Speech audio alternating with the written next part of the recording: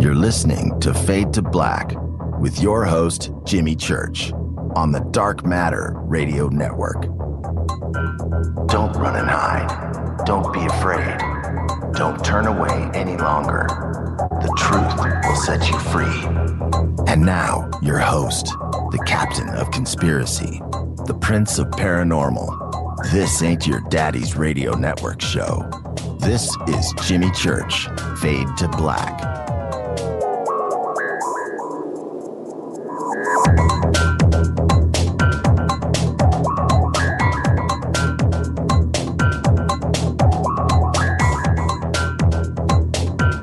Hey now.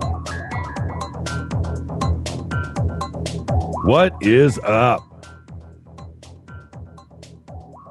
This is Fade to Black. Today is Wednesday, March 5th. 63 days into the new year. What's up, everybody? How is everyone doing?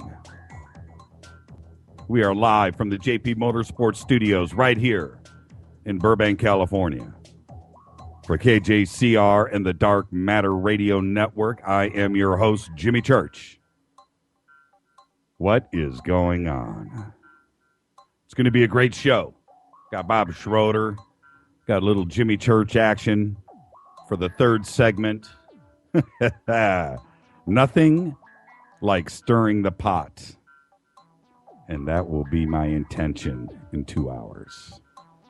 Happy birthday to Penn Jillette. 59 years old. Looks 89. Still love the guy. I don't know if he's a magician or a comedian or both. Actor Dean Stockwell. One of my favorites. 78 years old today. And to make this list, to make the birthday list, you've got my mad respect. Dean Stockwell is one of those cats. His best performance, for me, Blue Velvet. Just by me saying that, it kind of says it all, doesn't it? Follow us on Twitter, Facebook, YouTube. You know the drill. Everything is Fade to Black. J Church Radio, Jimmy Church, Fade to Black, KJCR. Just go right now. Follow, like, and subscribe. The YouTube channel seems to be the place to be these days. It's out of control. Go and subscribe. Tonight, we're going to have open lines, and I'm going to be taking your calls because when I start to light this fire in the third segment, you're going to understand. I think I'm going to have some angry calls, and I invite them all. You can email me throughout the show. You know what to do. Jimmy at jimmychurchradio.com. The producers here, as always, will get me the best emails. And if they're good, I will read them on the air. Bob Schroeder's an intelligent guy. He's going to be presenting some really cool things, and I would love to hear from you. If you got any questions directly to Bob, go ahead and get them going. Bumper music tonight, as always, is Doug Aldrich. Doug is doing this show right now out in Vegas, and you should go check it out online. I was going to post a couple of pictures of him on stage. It's it's one of those rock and roll review things, but really cool. And I think I'll do that tomorrow. Pictures are just too awesome. Let's see. The Nazca Lines viewers still up. I just wanted to, over on the contacts page, thank you for everybody posting in the forums. Got a couple of new posts as I was coming on the air tonight. Carrie Cassidy last week definitely got some emotions going out there with a lot of people. And Carrie's amazing. It was an amazing show. And Bill Burns, by the way, in the beginning, got a couple of emails. We should have left Jackie O out of that conversation. And you got to go and, if you didn't catch that show, go check it out again. It was pretty cool. Okay, now a couple of comments that I want to get out of the way. Number one, no matter who you are, and I don't really, it doesn't matter to me who says what, when, where, and why. Free country. And this show is all about that. Freedom of speech, freedom of ideas, open minds. That's what the show is about. But anybody who hosts any personal attacks by name by anybody on my website, on the YouTube channel, on Facebook, will be deleted from this show and me and everybody else forever. A couple of things that were just viciously done, stupidly, probably, I don't know. It doesn't matter the age or who did it. But you're blocked. Blocked. Numbers and everything else just don't matter. Just don't. I don't care. And if you are going to use this as a vehicle to troll, to name call, anything like that is a waste of my time and yours. It's a waste of energy, and it will not be tolerated. So I'm going to say that once. It's been said, and I'm moving on. But you know who you are. Now, also, I got a bunch of emails. I don't know what this trend is, but over the last couple of weeks. And so what I'm about to say is going to go out to about 20, maybe 30 different people. So before you think I'm speaking directly to you and there was only one, no, there's a bunch.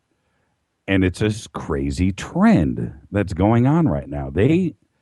There are listeners out there that think it would be great entertainment and a lot of fun if I went after somebody on the air.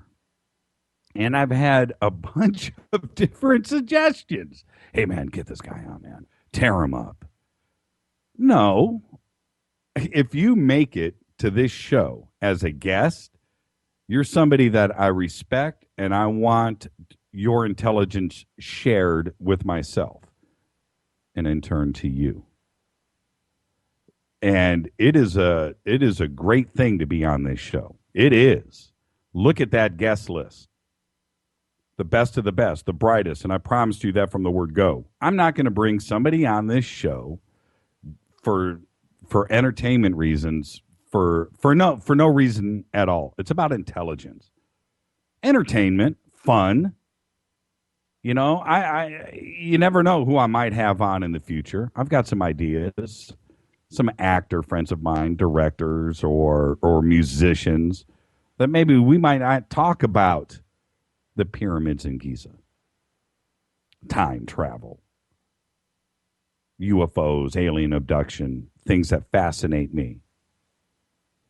But I am not going to consider these emails that are coming in, and I haven't responded back. But don't send them any.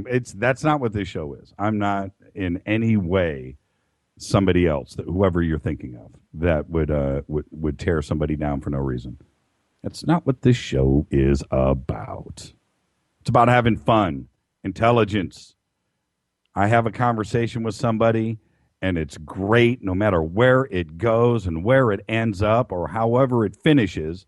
It's about having fun for you. And learning something and coming away from this show. So please, when you send me an email requesting something like that, think about what I'm saying to you right now.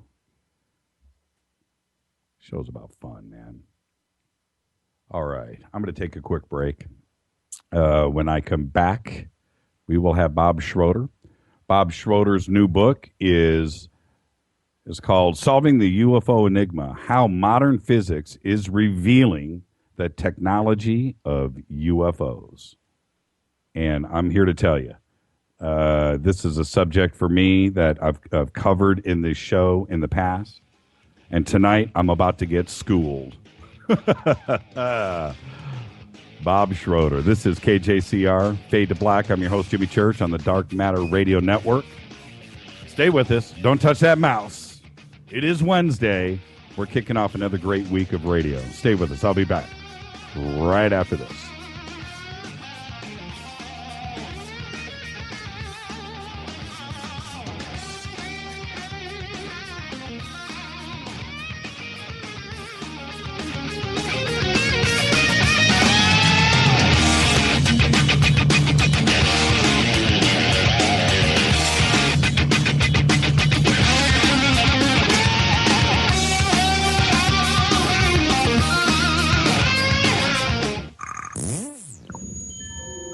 You're listening to Jimmy Church Fade to Black on the Dark Matter Radio Network. What's up, revolutionaries? It's me, Jimmy Church. Do you have an IRS or state tax issue? Well, I did, and I called national tax experts. My problems were fixed, done, fini, and man, I got to tell you, it was a relief. National tax experts are a recognized tax office that services clients in all 50 states. Doesn't matter where you live. Give them a call. I'm telling you, they take the time to understand each and every client's individual financial status as well as their financial goals. And that's exactly what you need, my brother, when you're taking on the evil three-letter. So, seriously, give them a call today at 1-877-909-5444. Again, 1-877-909-5444. Or go check out their website, www.nattaxexperts.com. That's NATTAXEXPERTS.com. Tell them Jimmy sent you. This is KJCR at JimmyChurchRadio.com. On the Dark Matter Radio Network.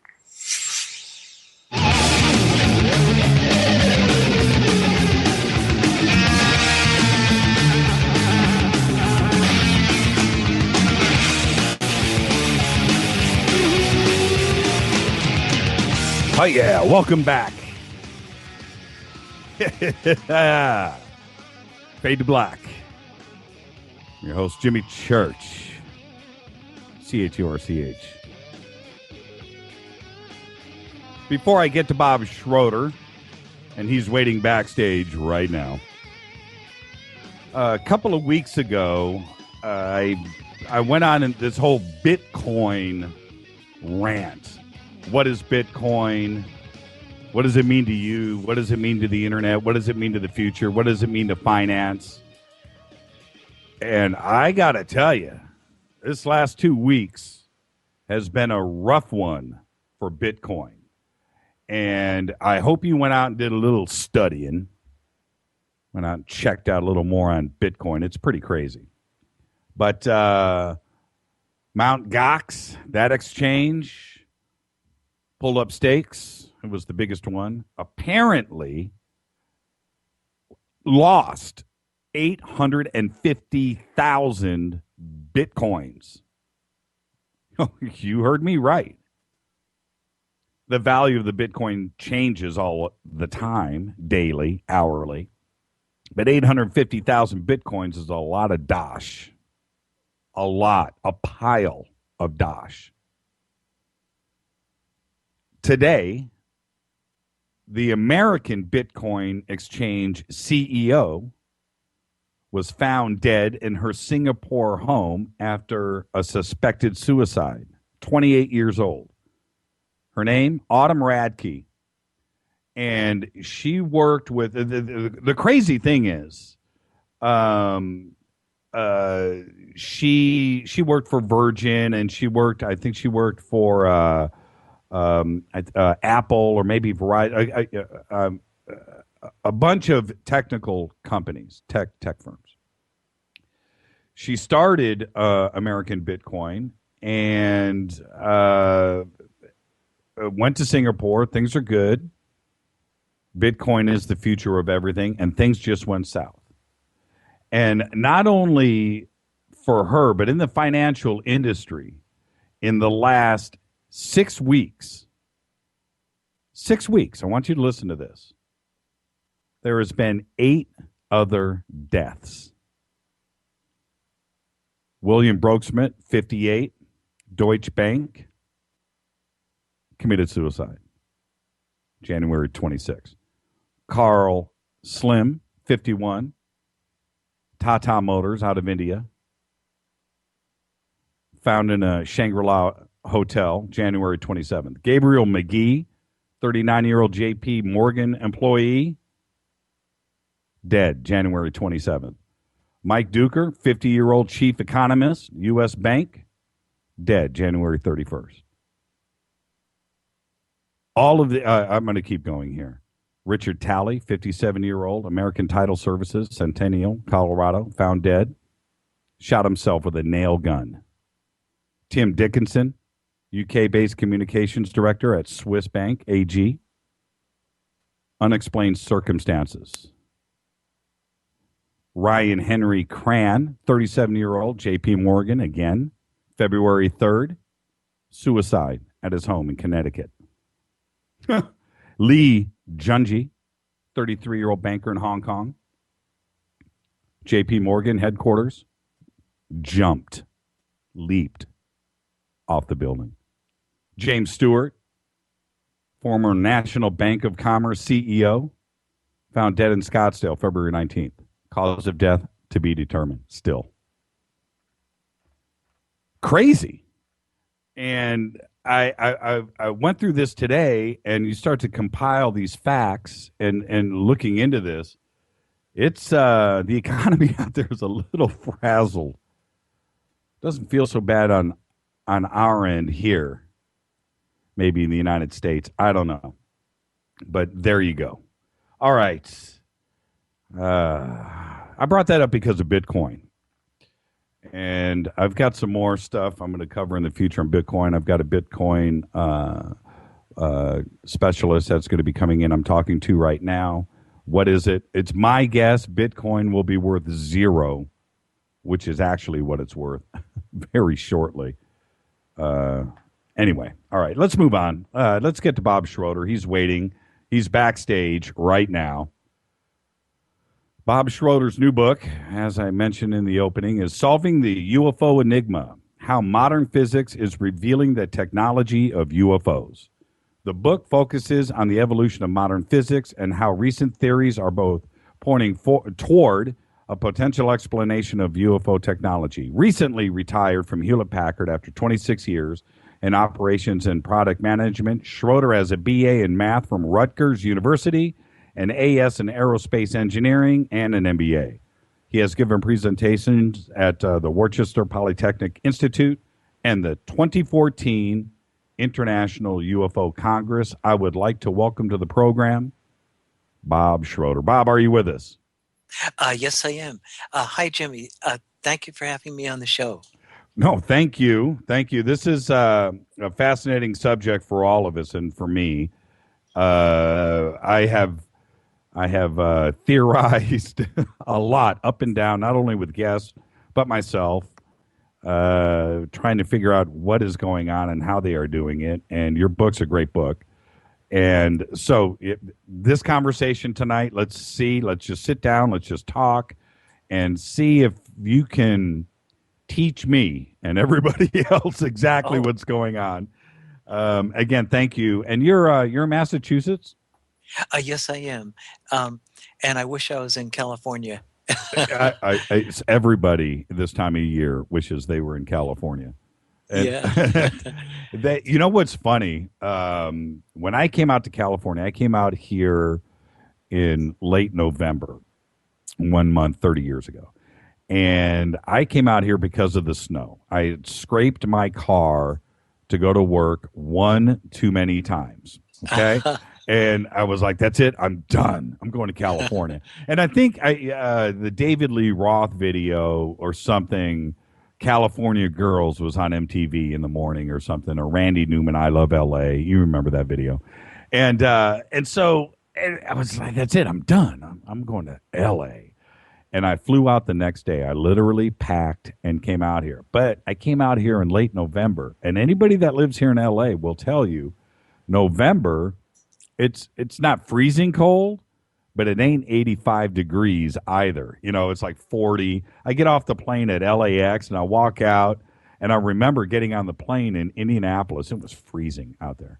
But didn't take a winter coat because I thought, no, I'm just going to get off the plane. I'm going to go straight to the beach and suntan. I got off the plane. I'm like, what is going on here? I'm cold.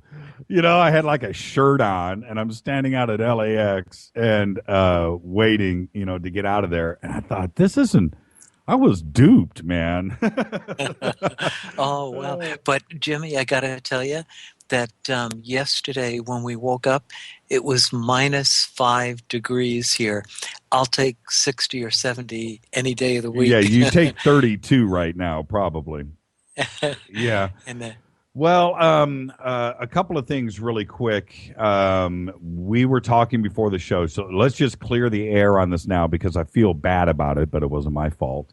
And we talked about it before the show. And the cover of your book, let's just get this out of the way because we have, thousands of people that are listening to this show that are going to go and click on the cover of your book and probably have seen the press release today from Reuters that the photograph that everybody loves, including yourself and myself, that Belgian UFO pic, one of the hoaxers has come out and admitted on French TV that it was a hoax. And there was two, you and I have talked about this, so there was two famous pics, one in 89, and that's been debunked and hoaxed out and admitted to. But the other one, the April 1990 photograph, the one that you used, the one that I posted on the website today for our show tonight, well, it came out today. Weird timing. It was so funny. When it came out today, when I read the press release, we had already put the gallery together for tonight, like we do for every guest on the show. And I had to rub my eyes. And I looked at the date, and there it was, March 5th, Reuters. I thought, what are the odds of this happening today? And you're a great guy, and, I didn't know what to do. So hence this conversation now before we get this started because the galleries are already up. I could have deleted it, but that wouldn't have taken it off of the cover of your book. And that was the problem. Yeah. Jimmy, there's always the danger when you're dealing with UFO photographs that they've been fabricated, and it's kind of like an occupational hazard for anybody involved in UFO research. That's too bad. I'm still kind of hoping that there might be a mix-up. Yeah. And because I did kind of check it out. The only thing I found was from 2011, but I did it real quick so I didn't have much time to research. Right. But I actually want to really focus on the technology of UFOs, and so the pictures really don't matter. Exactly. Yeah. And so anyway, let's move ahead, and I want to. I do this with every show. Oh, by the way, do you have your computer volume up? You should maybe turn it. I don't know if I hear an echo of myself in the background, but no big deal. Take care of it. Okay. So you spent all this time at Hewlett-Packard. Did you always have a general interest in alien technology? How did this book come about? And tell us about that really quick. Oh, okay. I sure will, Jimmy. I actually, way back in 1957, I was just a kid, and I was only 12 years old. And now everybody can calculate my age. Right. And but what happened was I was standing in my front yard in Teaneck, New Jersey, and Teaneck is a small town, maybe 2 or 3 miles west of Manhattan, just west of the Hudson River, and I looked. It was early November, 1957, and I was looking up in the sky, and I saw. Maybe 5 p.m. in the afternoon, I saw this cylinder, golden color, definitely metallic, and it was heading straight toward New York City. It looked like it was maybe at around 5,000 feet, and directly behind it was a circular object that was no wider than the narrow width of the cylinder, and the cylinder was perfectly squared off on the front and back. I still don't wear glasses today. My eyes were very good back then, and I could see this thing perfectly.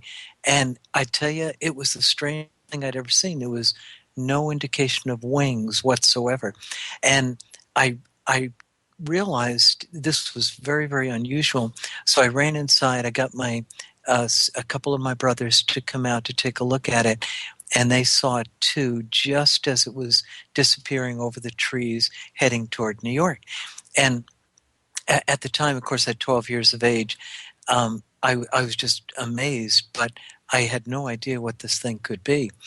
But many years later, I read that November of 1957, there was a huge wave of UFO sightings all across the United States. It was reported in one of Dr. J. Allen Hynek's books. And at that point, I realized that what I had seen back in November of '57 was almost certainly one of these UFOs. And then I'll make this real quick.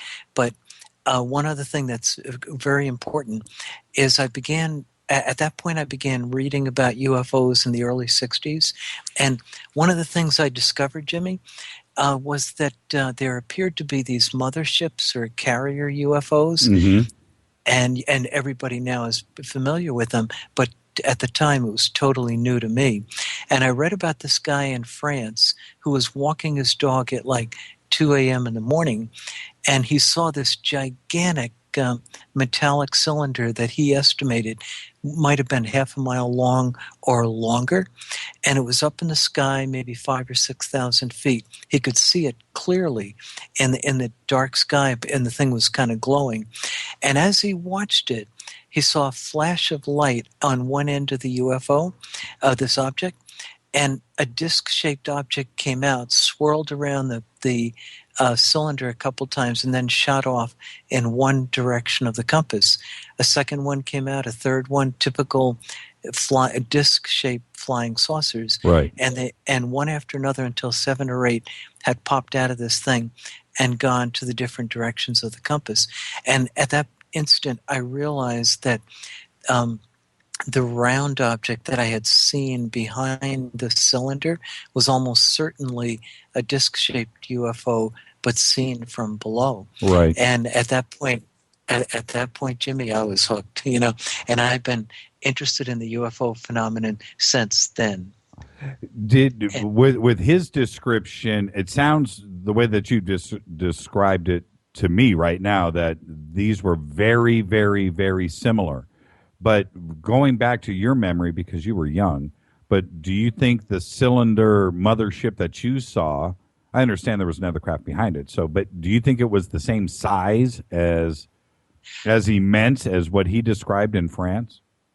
Yep, Jimmy, I sure do. I do think it was probably similar in size, because I had seen many airplanes and jets at around 5,000 or 6,000 feet.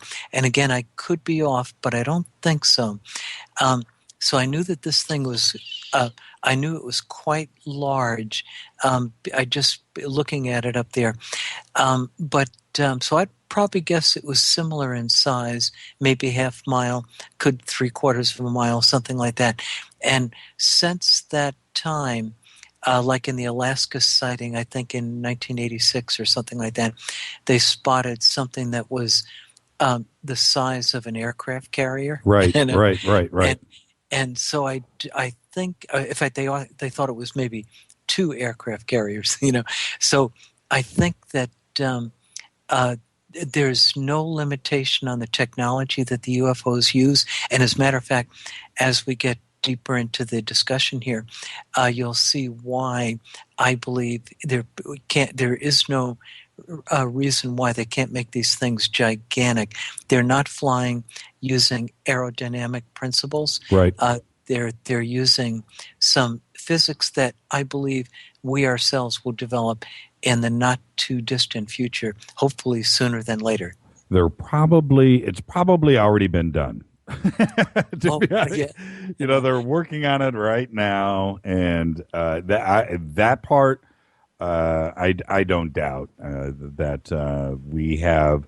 If we haven't backward engineered anything, I think our technology also is where to the point now, because once you seed an idea, an idea of something other than a jet engine inside of a disc-shaped craft. We've already figured out that that's just not going to work. But the idea of trying to defeat gravity in another way to get something off of the ground and move it forward, once you give a bunch of engineers that idea, okay, here's the idea, now go get it done. Well, it's going to get done. And again, whether it's backward engineered or whatever, I truly believe that technology is here now in the real time. Now, let me ask you really quick before we get into this. I want to let everybody know, if you go over to jimmychurchradio.com, we've got 1, 2, 3, 4, 5, 6, 7 slides up from Mr. Schroeder for tonight's discussion. And we'll follow these along. They're posted up in order right next to that Belgian triangle. And we'll start in the second row. Now, but before we get into that, so everybody can go and look at those and get freshen up your brains a little bit and know where the conversation's going to go. But when you started to put the book together, what was your theory at that time on how they were any ET or anything going on off planet and getting back to here? Are they doing it in real time? Are they bending space? Are they jumping from parallel universes? Or are they truly, traveling 400 million light years in real time? I mean, how do you think that's getting done? Okay, Jim. It might be better if I go through it step by step, because then you'll see, the audience will see how the physics is now leading toward an explanation of their technology. Yeah. I can respect that. But remember, okay, we're sitting on my couch having a conversation. So I'm jumping ahead a little bit, and I have that right. oh, that's true. Yeah. What? How? The question is more direct than that. How did you feel as you started to put all this together? What were you thinking at that time? Because if your opinion changed, then it would have changed over time. So I'm backing up here. I'm saying when you started what was your how did you think they were getting here? Oh, no, originally, not before I wrote the book, but I'm talking many years ago, I didn't really know, and I thought that they were traveling in our 4-dimensional space-time, and I thought that somehow they had figured out how to warp space-time. There was a theory out there called, which many in the audience might be familiar with, called the Alcubierre warp drive, and it allowed a spaceship to basically surf on top of space-time, just like a surfer would surf on a wave. And unfortunately, it required huge amounts of energy. But in a nutshell, I can tell you real quick here, it was only in the last decade or so that modern physics has come up with some concepts that I realized immediately when I saw them could be used to explain how UFOs get to planet Earth. And in a nutshell, I just say real quick right up front, they're not using our ordinary 4-dimensional space-time, but as many people in the audience, I'm sure, are aware, and Jimmy, I'm sure you've heard about these things too, they now believe that there are extra dimensions, and I believe these UFOs are using those extra dimensions to get here. And the exciting thing is, and one of the things I really want to emphasize tonight, is that I believe we may have evidence of these extra dimensions at the Large Hadron Collider within the next year or two. And we don't have it now. The Large Hadron Collider particle accelerator, I'm sorry, I didn't explain that. It's a particle accelerator over in Geneva, Switzerland.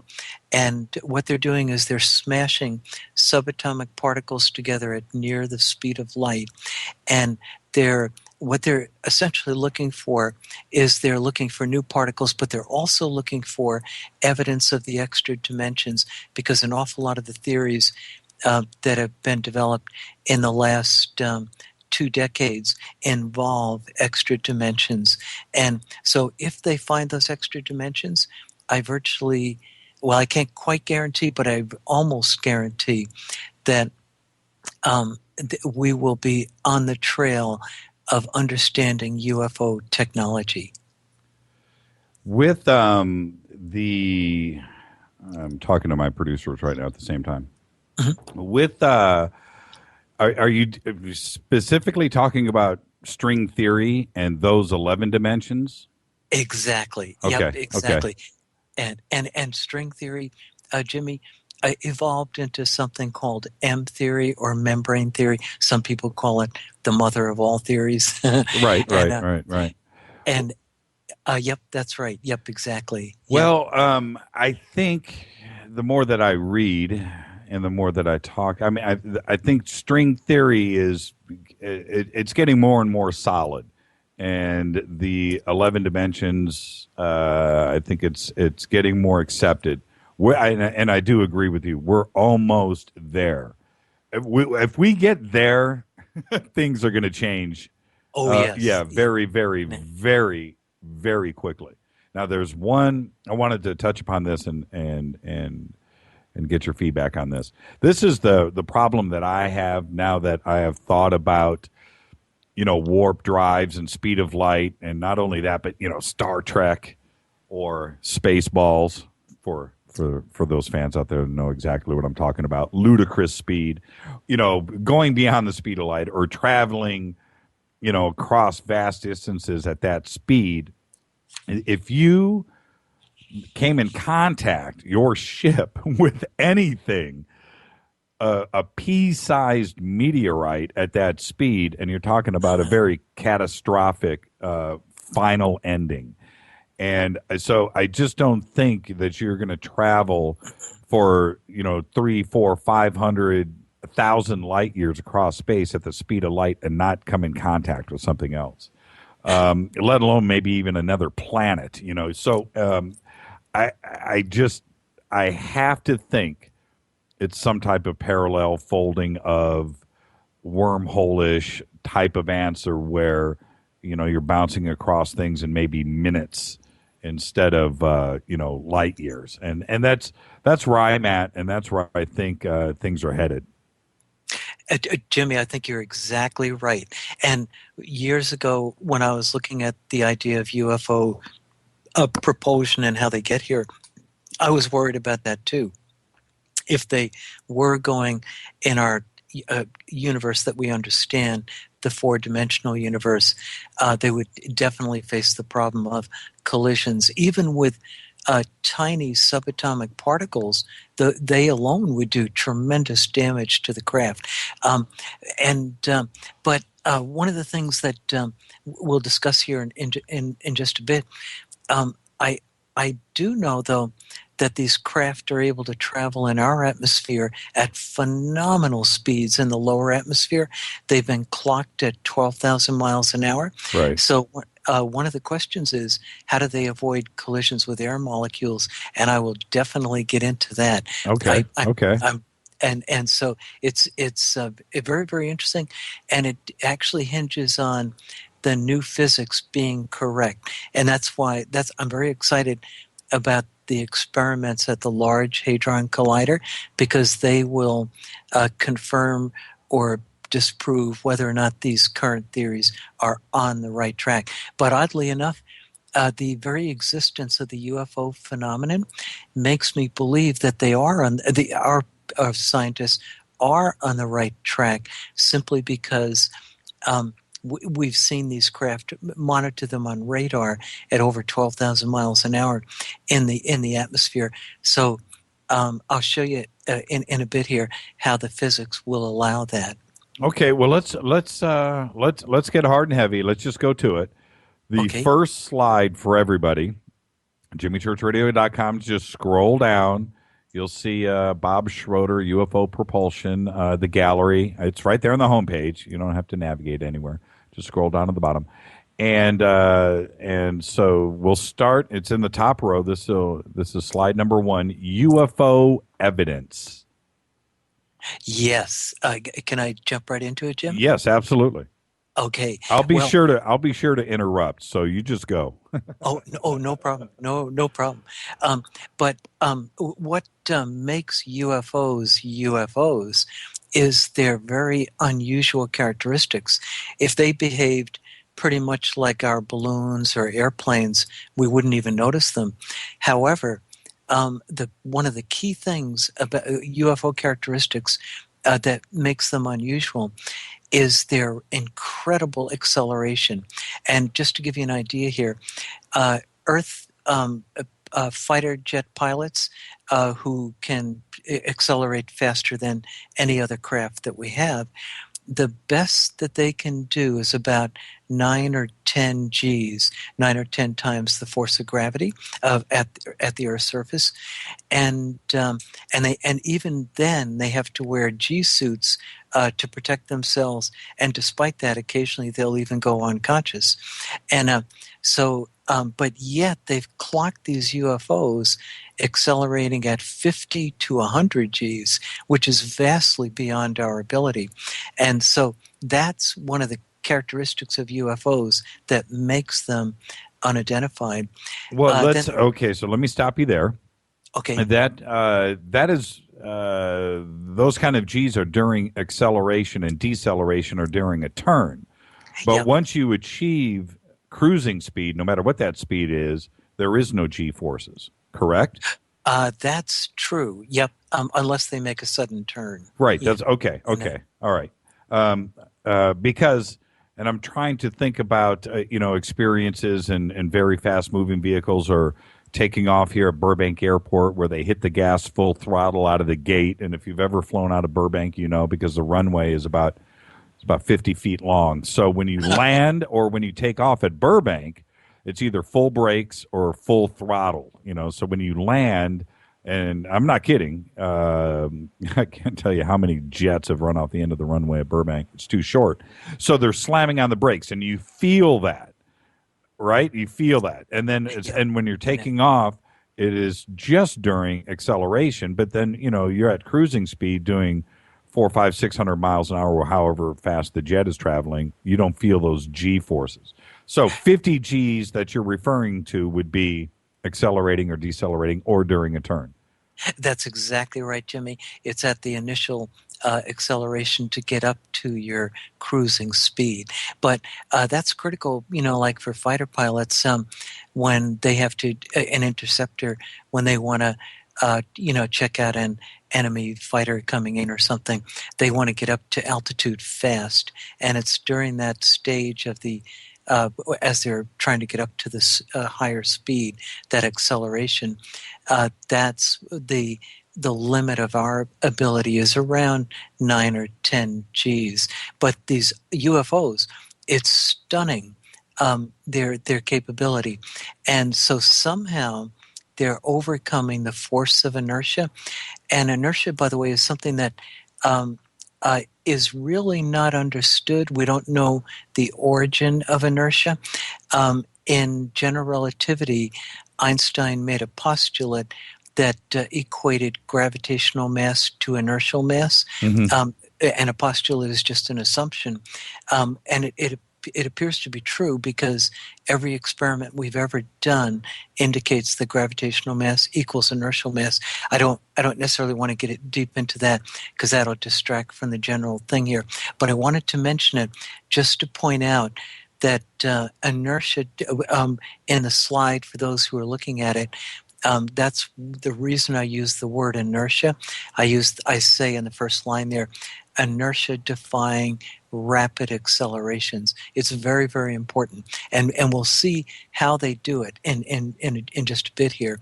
Do you want me to jump on to the other things? Well, yes, but really Okay. quick, I have a hard time, and I think everybody, not only myself, but physicists and scientists and the normal layman guys out there, we all have a hard time understanding gravity and what it is, what causes it. We know it's there, but everybody's explanation of gravity tends to be, for me, it's always just a little bit different. So, give me your version of gravity. What is gravity? Okay, it's the warping of space-time caused by the matter and energy at every point in space-time. That's exactly Einstein's definition of what gravity is. So it's it creates what they call an acceleration field. So if you put an object in the upper atmosphere, say I don't know, a BB, it'll fall, but it'll fall at a particular rate, acceleration. And so 32 feet per second. And that's based on the warping of space-time in the vicinity of planet Earth caused by the matter and the energy of planet Earth on the surrounding space-time. So that's how he defines it. But what is it exactly? And I understand that, but what is it, and what causes it? Is gravity caused because we know we have gravity here on Earth, right? Okay, of course, and everything falls to the direction of the sun of the Earth. It gets sucked in. Gravity, I get that, but the sun has its own gravity. It's warping space-time and light around it, caused by gravity.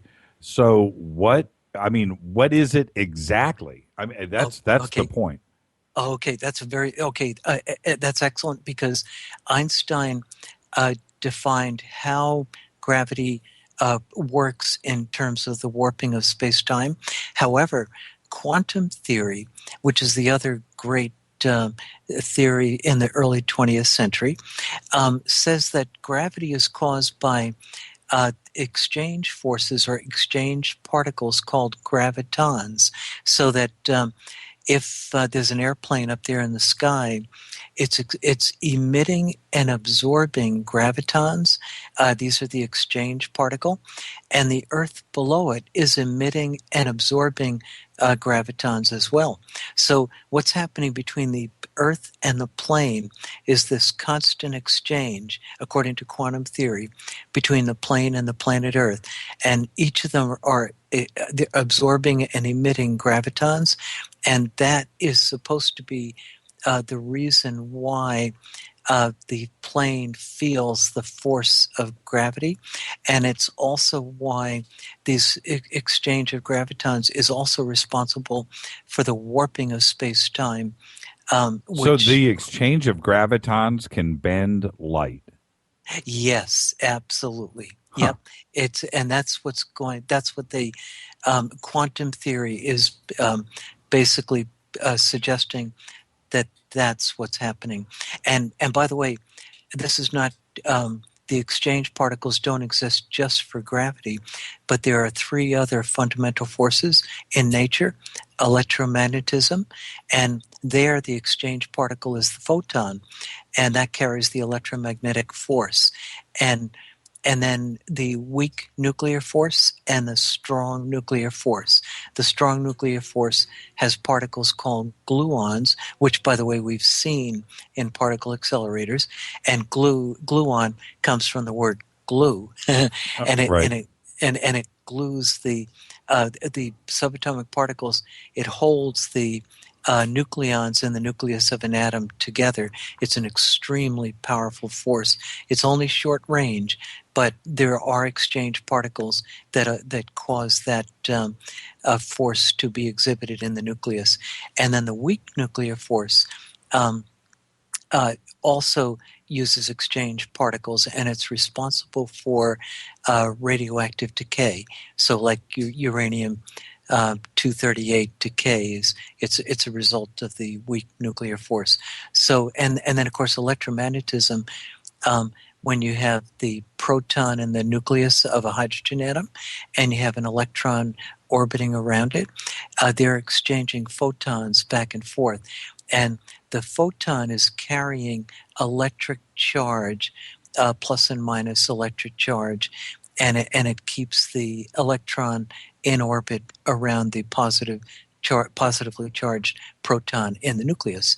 And so essentially, it's these exchange particles that are responsible for the forces of nature and create and that shape everything we see around us. The matter particles are affected by these force particles, and that's what shapes the entire universe that we see. I feel smarter already. Oh, yeah. Okay. well done. Well done. Okay, let's get to levitation, intense glow. Okay. Jimmy, some of the other interesting characteristics of UFOs are their ability to levitate, and levitate silently. I didn't put that in there, but I meant to put it in. And that's very, very puzzling. And I want to mention something else too. There's evidence that these UFOs are extremely heavy. There was a guy by the name of Ted Phillips, and many of the people in the audience and yourself too may know who he is.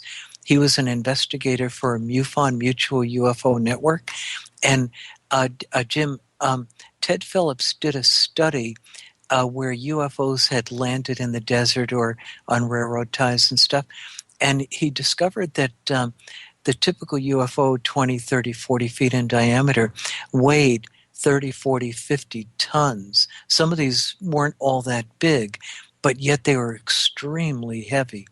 And yet, these things where the evidence, when their engines are shut off and they're sitting on the ground, and the depth of the impressions left on the ground can tell us how much they weigh.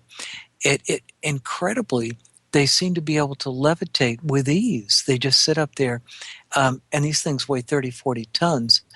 It's just amazing. It's like a 2-ton car floating there silently. It just couldn't be done unless, as far as our technology is concerned. So I wanted to mention that the weight of these UFOs appears to be very substantial. Well, it's the opposite of the way that we build our spacecraft. That's right. We build everything light, paper thin, so we could get it off and out and away from the Earth. And the only way to do that is to make it as light as possible with almost no payload. It's all fuel. And I would imagine that I could probably go out to the LM, the lunar module, and just go over and flip it over. It's probably not that heavy. So, okay. Go ahead. Go ahead. You might be standing next to the lunar module and sneeze and blow it over. Yeah, absolutely. You could probably punch a hole in it. So, okay. Is there, how do I want to say this, and try to sound intelligent, with all of the different types that of crafts? You were talking about motherships earlier, then you have disk, and with all the other types of craft, everything pretty much is metallic, isn't it? I haven't heard of it like a carbon fiber sighting or a craft made of anything else than something out of metal. I agree. I totally agree with you, Jimmy. And in fact, many people have noticed a metallic sheen when these objects are sitting on the ground, when all their engines are turned off. They've noticed the typical reflection that comes off of a metallic surface, and that's a strong indication that they are made out of metal. But maybe I can jump on to the next one. Sure, go ahead. Okay. One of the other very puzzling characteristics of UFOs is that they've been seen to become partially or completely transparent right in front of people. There was a case in, I think it was 1986, Air France, Captain Charles Duboc was flying toward Paris, and they picked up on their radar, aircraft radar, a gigantic UFO that was like 800 feet in diameter, and it was glowing red, definitely metallic looking. And the ground radar near Paris also picked up the same disk, and everybody was baffled by it. But as Captain Duboc watched this craft, it started to become partially transparent, and then it totally disappeared. He said there was a point where he could see right through parts of it, and then the whole thing finally disappeared. And this has been reported before in a couple of other cases, which I talk about in my book. But so that's a very odd thing. But as we get further into this, I'll explain why I think that's happening. And then the next strange characteristic of UFOs is there appears to be a puzzling, very strong, attractive gravity field, apparently of relatively short range, right around UFOs. And I come from New Jersey, and back in 1966, Jim, they had a flurry of sightings up at Wanacue Reservoir up in northern New Jersey. And in this particular sighting, police officers observed a UFO hovering over the reservoir. And when it got down fairly close to the water, maybe 8 or 10 feet above the water, a huge mass of water was lifted up under the UFO toward the bottom surface of the UFO. And it never quite touched the UFO, but it started going up. And then when the UFO flew away, this huge mass of water went crashing back down, sending waves across the reservoir. And when I first read that, Jim, I was absolutely baffled. I couldn't figure out what, I thought these things were using anti-gravity, and here it was showing attractive gravity. But again, as I mentioned previously, as we get further along, I'll explain exactly why I think that's happening, and it relates to what's going on in modern physics. And so I don't know if you want to say something. Well, yeah, with attractive gravity, is there other accounts that you have? Because that's a hard thing for somebody to describe. They wouldn't say, "Oh, yeah." Well, I saw that, and then I saw some attractive gravity. So you may not hear that type of description come out in an encounter or a witness or a landing or whatever. But have you been able to detect attractive gravity in other sightings and witness accounts? Absolutely, a bunch of them. And I talk about them in the book too. But I'll give you one really good example: the Battle of Los Angeles, way back in the 40s, and what they observed there was very, very interesting. Of course, because it was during the early 40s, it was during the war, and they had anti-aircraft batteries all the way around ringing Los Angeles. They observed in the spotlights a UFO hovering over the city. And so it must have been a surprise to the UFO. But all of a sudden, all the batteries opened up on this, anti-aircraft batteries opened up on the UFO. But one of the things that was noticed was as the searchlight beams got close to the UFO, they suddenly bent toward the UFO. And in order for that to happen, the gravity field has to be of immense strength. And then another case took place in Ohio. I think it was around 1949.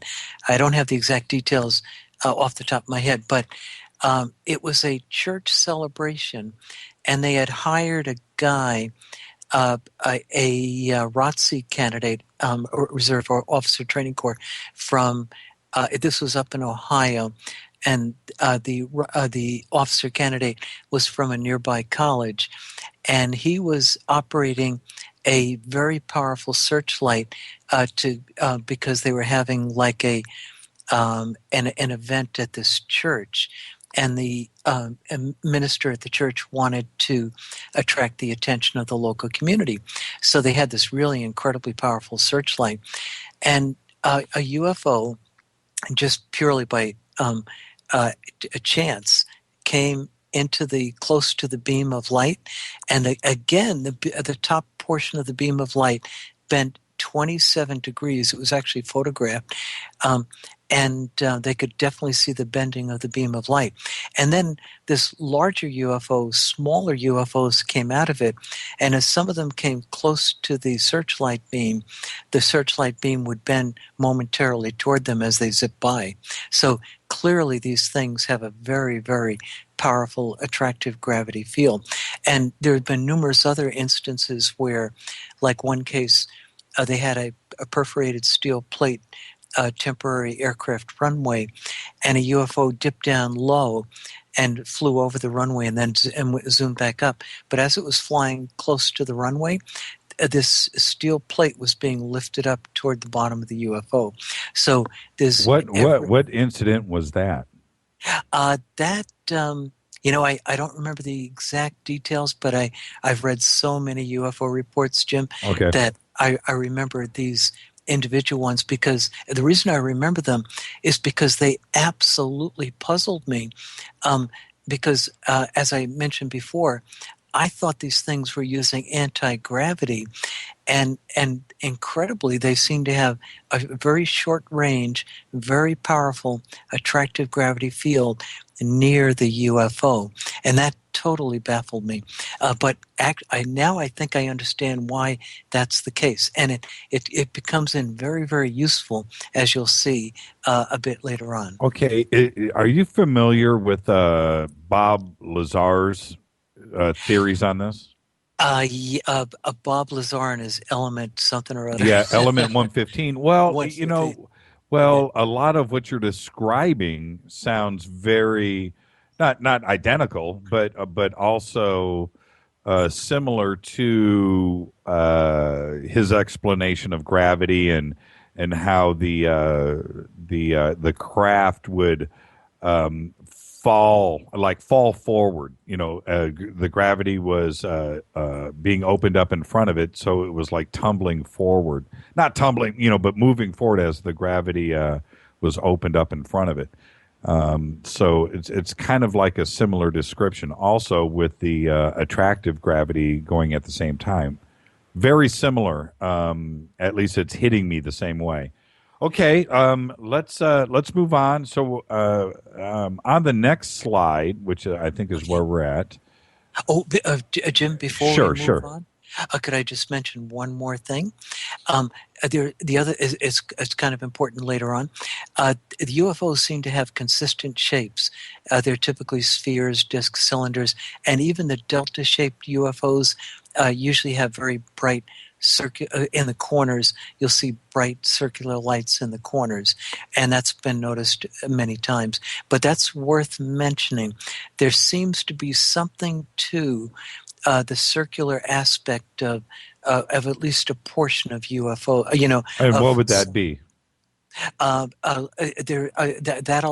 We'll get to later on in the show, but I'll explain why that's the case, because they've been way back in the 40s and 50s and 60s. They typically spotted disc-shaped UFOs or spherical UFOs, and I now think I understand why they are that way, and I'll mention that a bit later on. Okay, all right. Well, I'm excited about that. Are you sure you don't want to tell me now? Okay, so let's. Okay, so how did they get here? Okay, yeah, the two big questions, slide number 3. The two big questions on UFO technology are, number one, how do they get here? And number two, how are they able to perform inertia-defying acrobatics in Earth's atmosphere? And so First, I'll just go through real quickly here. Scientists have kind of looked at how UFOs might get to planet Earth, and like you were mentioning way back at the beginning of the program, some of the ideas they've had were, can you go faster than the speed of light? That's one idea. Another one is near light speed. And a third one is warping of space-time. Physicists have pretty much narrowed it down to those basic ideas. Faster than light does not look possible. Special relativity forbids anything going faster than the speed of light. Near light speed is also a problem because as you get closer and closer to the speed of light, an object increases its mass exponentially, and so that the problem with that is that you need more and more fuel to push a heavier and heavier object, and so that doesn't. They've done the mathematics and the calculations, and it just looks totally impossible. And then the third idea, the warping of space-time, theoretically would work, except, again, there is a gigantic energy requirement. It's absolutely humongous. To give you an idea, Jim, in order to get across the galaxy, our Milky Way galaxy, you would have to convert approximately half the stars in our galaxy, the matter of those stars, to energy, just to get the energy needed to get to the other side of our galaxy by warping space-time. Now, of course, if any of those planets are inhabited, they may not take too kindly to us vaporizing them and to turn them into energy. What type of physics are you basing this theory on? Known physics that is accepted by the physics community. Okay. And so that's so they know that this is a definite current limitation. However, there looks like there's a way around it, and we basically have to look at the direction of modern physics to see what that is. And I if you want, I can just jump right into it. Well, that's my question. Is it based on known physics, or are we jumping into quantum physics? And we discussed string theory earlier. So, what aspect are you focusing on yourself? Okay. It's based on current theories in modern physics and where they're pointing. And but in order to get there, I just have to cover a couple of things first. Okay. Which would be slide number 4. Mm-hmm. Okay, and this is very important to the whole thing. One of the big puzzles in modern physics is not so much a puzzle, but one of the big goals of modern physics. In fact, it's considered the holy grail of modern physics, is uniting the four forces of nature.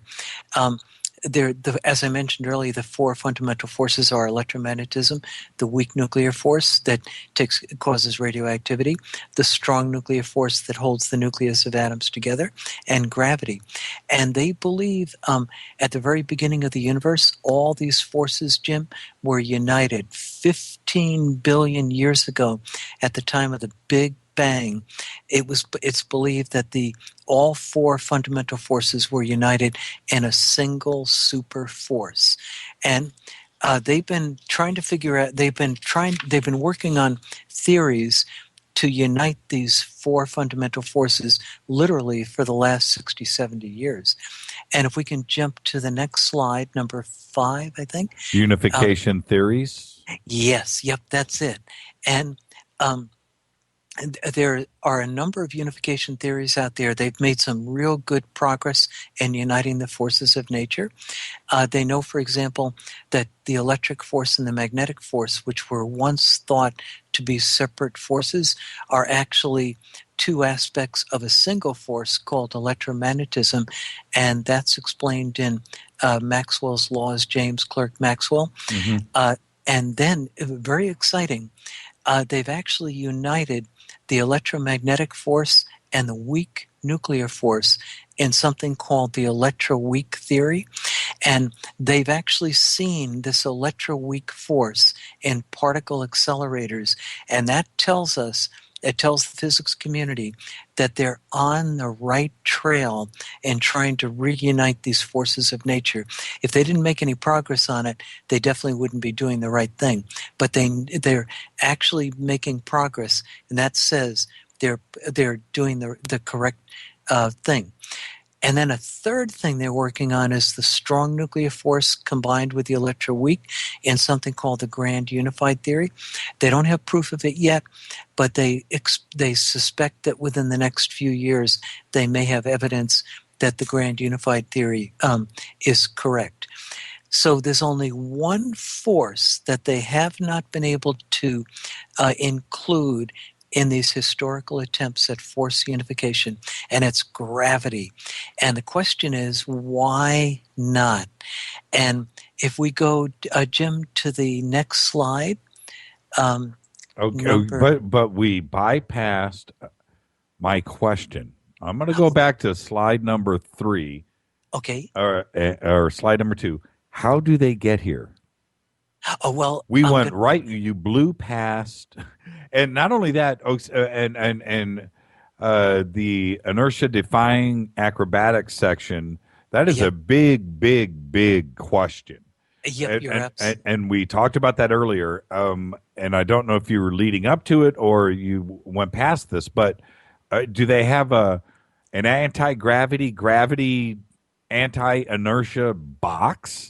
We use an analog flight suit, pumping pressure in and out, to counter the effects of G forces. But could it be as simple as maybe a little box that is, a little gravity field around the occupant of the ship where inertia is not affecting them at all?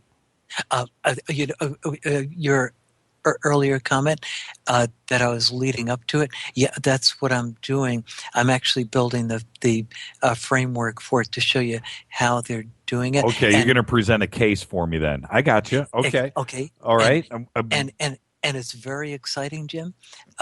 If in slide number 6, okay. So the question is, how come they haven't been able to include gravity in the unification theories? And here's the reason. It's slide number 6. I'm there. It turns out that gravity is incredibly weak compared to the other forces of nature. Just to give you an example, electromagnetism is 10 to the 36 times stronger than gravity. That's 1 followed by 36 zeros. 100 is 10 squared. 1,000 is 10 cubed. So you can imagine 10 to the 36 is an absolutely gigantic number. I mean, it's like a Googleplex. Right. And it shows you how incredibly weak gravity is compared to the other fundamental forces of nature. Now, I admit that when people are getting up in the morning and they go to work, gravity seems to be an absolutely overwhelming force when you're crawling out of bed, Right. And until your first cup of coffee, anyway. But physicists know that gravity is incredibly weak, and that's a big problem in physics. They don't know why gravity is so weak compared to the other forces, because remember, as I was saying earlier, they believe the forces were united at the beginning of the universe. So how come gravity is out in left field? And it's actually got a name. It's called the hierarchy problem, the weakness of gravity versus the other forces of nature. And if we can jump to slide number 7, I'll explain. You will see what's going on. And I'm there. Okay, and you notice, Jim, and the audience, that in this slide, it's what they call 11-dimensional E8 by E8 theory. It's one of the theories that's part of M theory, and what they believe is that we live in an 11-dimensional universe. And I'll just go through this real quick because I I don't want to spend too much time on some of the details that aren't relevant, but 6 of those 11 dimensions are curled up at every point in space-time that are called Calabi-Yau spaces, but they're basically irrelevant to what we're looking for. So you can just sort of push them aside. But that leaves 5 large dimensions. Now, originally we thought we lived in a 4-dimensional universe. They now think, as 4 larger dimensions, they now think that we live in a 5-dimensional, 5 larger dimensional universe, and it's bounded by 2 4-dimensional universes, the one on the left there and the one on the right in the slide there. But it turns out that all the matter particles and the force particles are in, as we talked about string theory earlier, it looks like they are open-ended particles. So the 2 open ends of the particles, so an electron, a proton, or quark inside a proton, or a photon, all of those force and matter particles, the 2 open ends of each string are stuck on the 4-dimensional membrane that we live on, space-time membrane, which is the universe we see. When you go outside at night and see those stars, that's part of the 4-dimensional universe we live in. All these particles, subatomic particles, are stuck on our membrane, except for one. The one particle that appears not to be stuck on our membrane is the graviton that carries the gravity force. And I think that may be why the gravity is so weak, because most of the gravitons in the universe are not on our membrane, but they're in this extra 5-dimensional area they call the bulk, B-U-L-K. It's the 5-dimensional space-time between the membranes. Is that the 5th dimension? Yes, it is. Well, it's actually a 5-dimensional bulk. Maybe I can explain it a somewhat different way. Well, you explain, and so just for me and for everybody else, because we need to grasp exactly what you're trying to get us to understand. We have our 4-dimensional universe. That's where we live.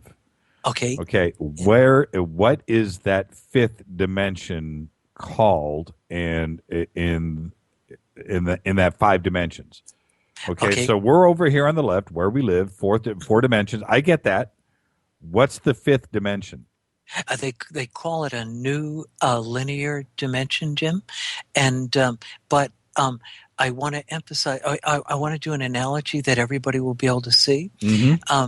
Let's imagine that you have a 8.5 by 11 piece of paper. I have one right here.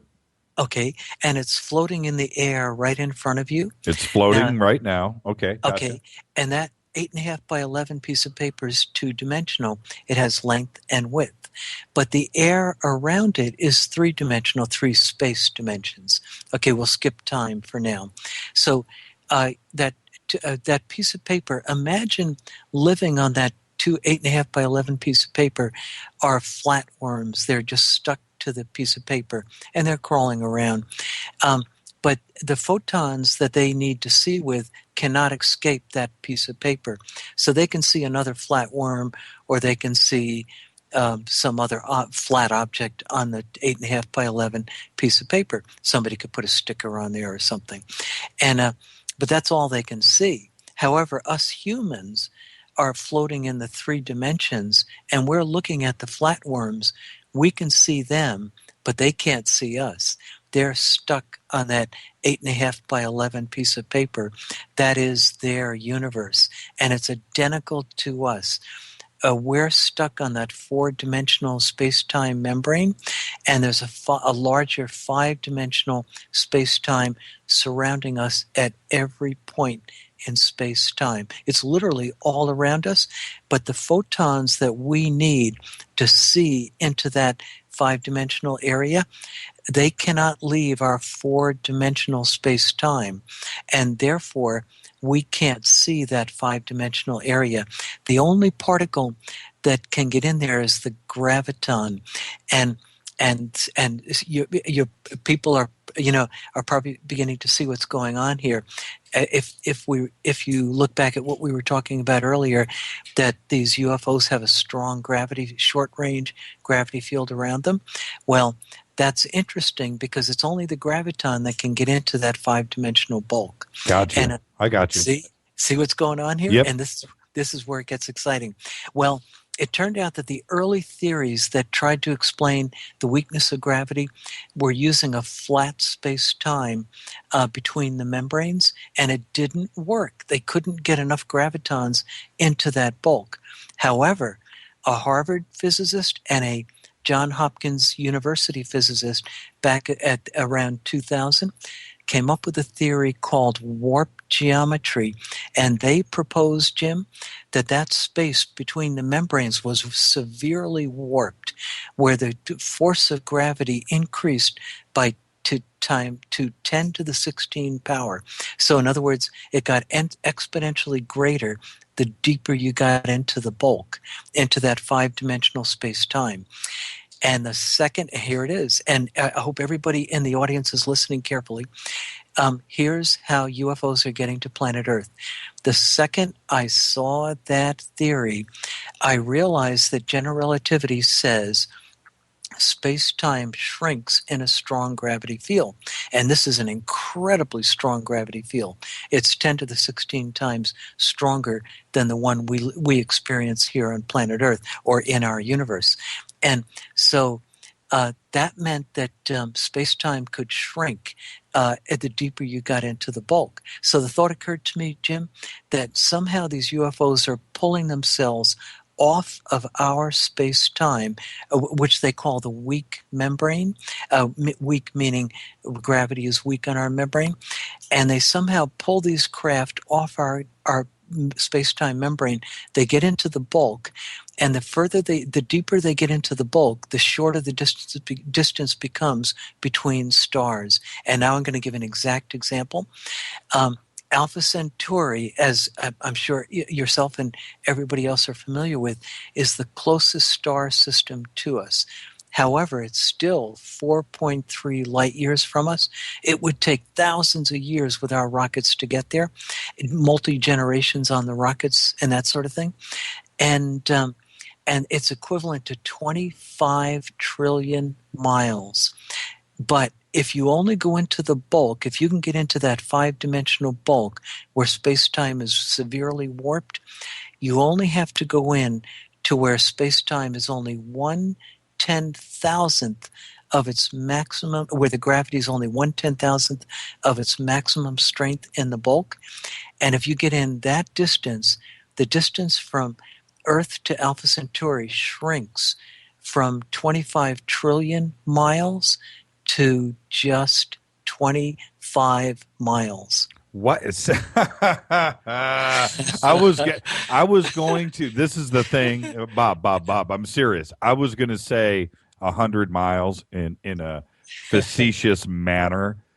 25 miles. Okay, really quick. I just want to say Bob's book, we're going to continue on for the next hour. I'm not, but Bob's book, Solving the UFO Enigma, How Modern Physics is Revealing the Technology of UFOs, is available on Amazon. The links are on our website. You just go there, click on Bob's name. It'll take you right over to Amazon, because this is very, very fascinating and enlightening. Now, as we move forward, but I feel a little smarter. I feel like I've seen the light at the end of the tunnel. That is an Now I appreciate. I'm sorry, I didn't mean to cut you off earlier, because I can see how it's all put together now, and why you wanted to explain it in such a linear fashion, and put all the the pieces in place. It's a lot easier to digest. And by the way, my 8.5 by 11 paper is, it's right here, and I get it. I do. I get it. I'm not going to take a test, though, at the end of the show. Don't do that to me. But I get it now. And so 25 miles. Isn't that amazing, Jim? And the interesting thing is, you could jump into your car. I used to have a Mustang, 1966 Mustang. So did I. What color was You yours? did? Absolutely. That's Dark my first blue. car. Oh, mine was dark? black. Mine was black. Oh, wow. But And mine didn't have a floor in it. Yours probably had floorboards. It did. Mine was rusted to my first car. So It, that is just too funny. Mine was 20 years old though when I got it. You probably had it when it was new. I no, I got it. It was 2 years old. I had 50. It was 50,000 miles on it. I loved my Mustang, and I still do. I'm do. still a Mustang guy to this day, only because of that '66 that I first had, and They were the classics in my opinion. still my favorite car. Me too. and I just one more thing on the thing. So 25 miles, you could literally drive to Alpha Centauri in half an hour, depending on the speed limit in the bulk. That is just extraordinary when you look at it in those terms. Isn't that amazing? and so that's how I think they're getting here. And keep in mind, the UFO in this instance only went in to where the force of gravity was only 1/10,000th of its maximum strength. You could literally get across the galaxy if you went further in. But I want to point out something else very, very important, and I hope the audience is listening carefully here. I have a whole slew of questions. The emails are coming in, so I've got a bunch of stuff. So go ahead and finish, and then I'm gonna throw a couple of these out at you. Okay. Here's the interesting thing, Jim. The big issue in interstellar travel was the amount of energy required, and especially if we were going to, just in the four-dimensional space-time, if we were going to warp space-time like the Alcubierre warp drive, right? It required humongous energy, and we just simply couldn't come up with it. Now here, if this theory by this Harvard physicist is correct, it means that Mother Nature provides a natural pathway to the stars. We don't have to warp space-time. Mother Nature does it for us. And the fact that it explains the hierarchy problem, the weakness of gravity, it points toward this being very likely a correct theory. And what they're doing at the Large Hadron Collider, I'm hoping that in the next 2 to 3 years, we will have evidence of these extra dimensions as well as the warping of that extra dimensional bulk. Now, if I'm understanding you correctly, now I can sit here and think about some crazy thoughts. So what you're saying is Zeta Reticuli is 100 miles away. What you're saying is now the closest, forget about star systems, but now what if we are talking about solar systems, galaxies, 1,000 miles away, 2,000 miles away, just a 3-day road trip, like going from LA to New York at 60 miles an hour? Exactly. Am I understanding you correctly? You're absolutely right. It's a little bit more involved. I talk about that in the book. I'd need more slides. I understand. Yeah. But if we start to accept what you are, your theory, your suggestion here, and it makes sense, isn't it? Well, then all of the because now we're not necessarily folding anything. No wormholes are involved. The complexities of that. Exactly. And, it's very simple, actually. Exactly. Wow. There's a my head's going to explode. I don't know if I can handle this right now. And it's exciting because we're very, very close at the Large Hadron Collider in discovering if these extra dimensions are real. And that's what's really exciting. I did want to, if possible, if I could jump on to the second big question in UFO technology. Hold on. Yeah, Okay. Absolutely. This is obviously your show. I'm just along for the ride right now, Bob. The Graviton ride.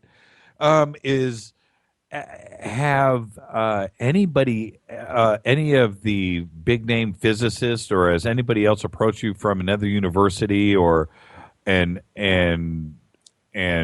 talked to you about this? And have they poo pooed it at all, or or what are they saying out there?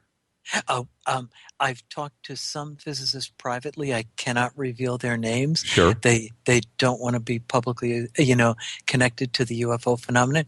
The big problem with the UFO phenomenon is that because it was debunked way back in the 60s, I think basically the CIA was concerned that enemy agents could clog our communications channels with fake UFO reports, and that would create a national security problem. So they basically said, we're getting out of the UFO business. But keep in mind that back at that time, there was simply no way this kind of physics that we're developing now was known back then. So to them, it was just pure magic. They just couldn't believe these things were real. So the problem, this issue today is that the physics community will not touch the UFO subject with a 10-foot pole, but I got a way around it. Well, okay, and I want to hear that way around it, but forget about the UFO side of things. I mean, it's also a way for us to get there. And exactly. So that is certainly a way to talk about it. I mean, we can go in the opposite direction, can't we? And it sounds also like your theory here is, well, I mean, there's a lot of hurdles to overcome, but it is certainly practical, and it is something that we should pursue for us to go in the opposite direction and head to the stars. Exactly. And I do think there's a Federation of Advanced Civilizations. I could talk about that later on, but I think they'll make their presence known once we penetrate the 5-dimensional bulk. We'll probably send probes in first, and once we do that, they'll know we're not that far from traveling to other star systems. And at that point, I think they're going to introduce themselves. We don't know about these extra dimensions yet. The Large Hadron Collider is the largest particle accelerator on planet Earth. I think it cost $20 billion or something like that. It's an enormous enterprise, but hopefully we'll know about these extra dimensions. I'd say by 2016, 2017, they've got to go through reams and reams of data to look for certain particle decay modes that will indicate that these extra dimensions are real.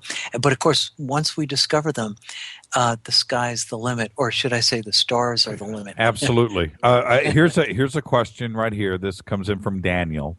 Okay. He says, hey, Jimmy, can you ask your guest about holographic capabilities of UFOs? Do they use it to cloak themselves? We kind of talked about this earlier. Could the heart-shaped cloud in my photo be a type of hologram? Oh, you don't know about this photograph. Okay, I'm sorry about that. I'm just reading this live.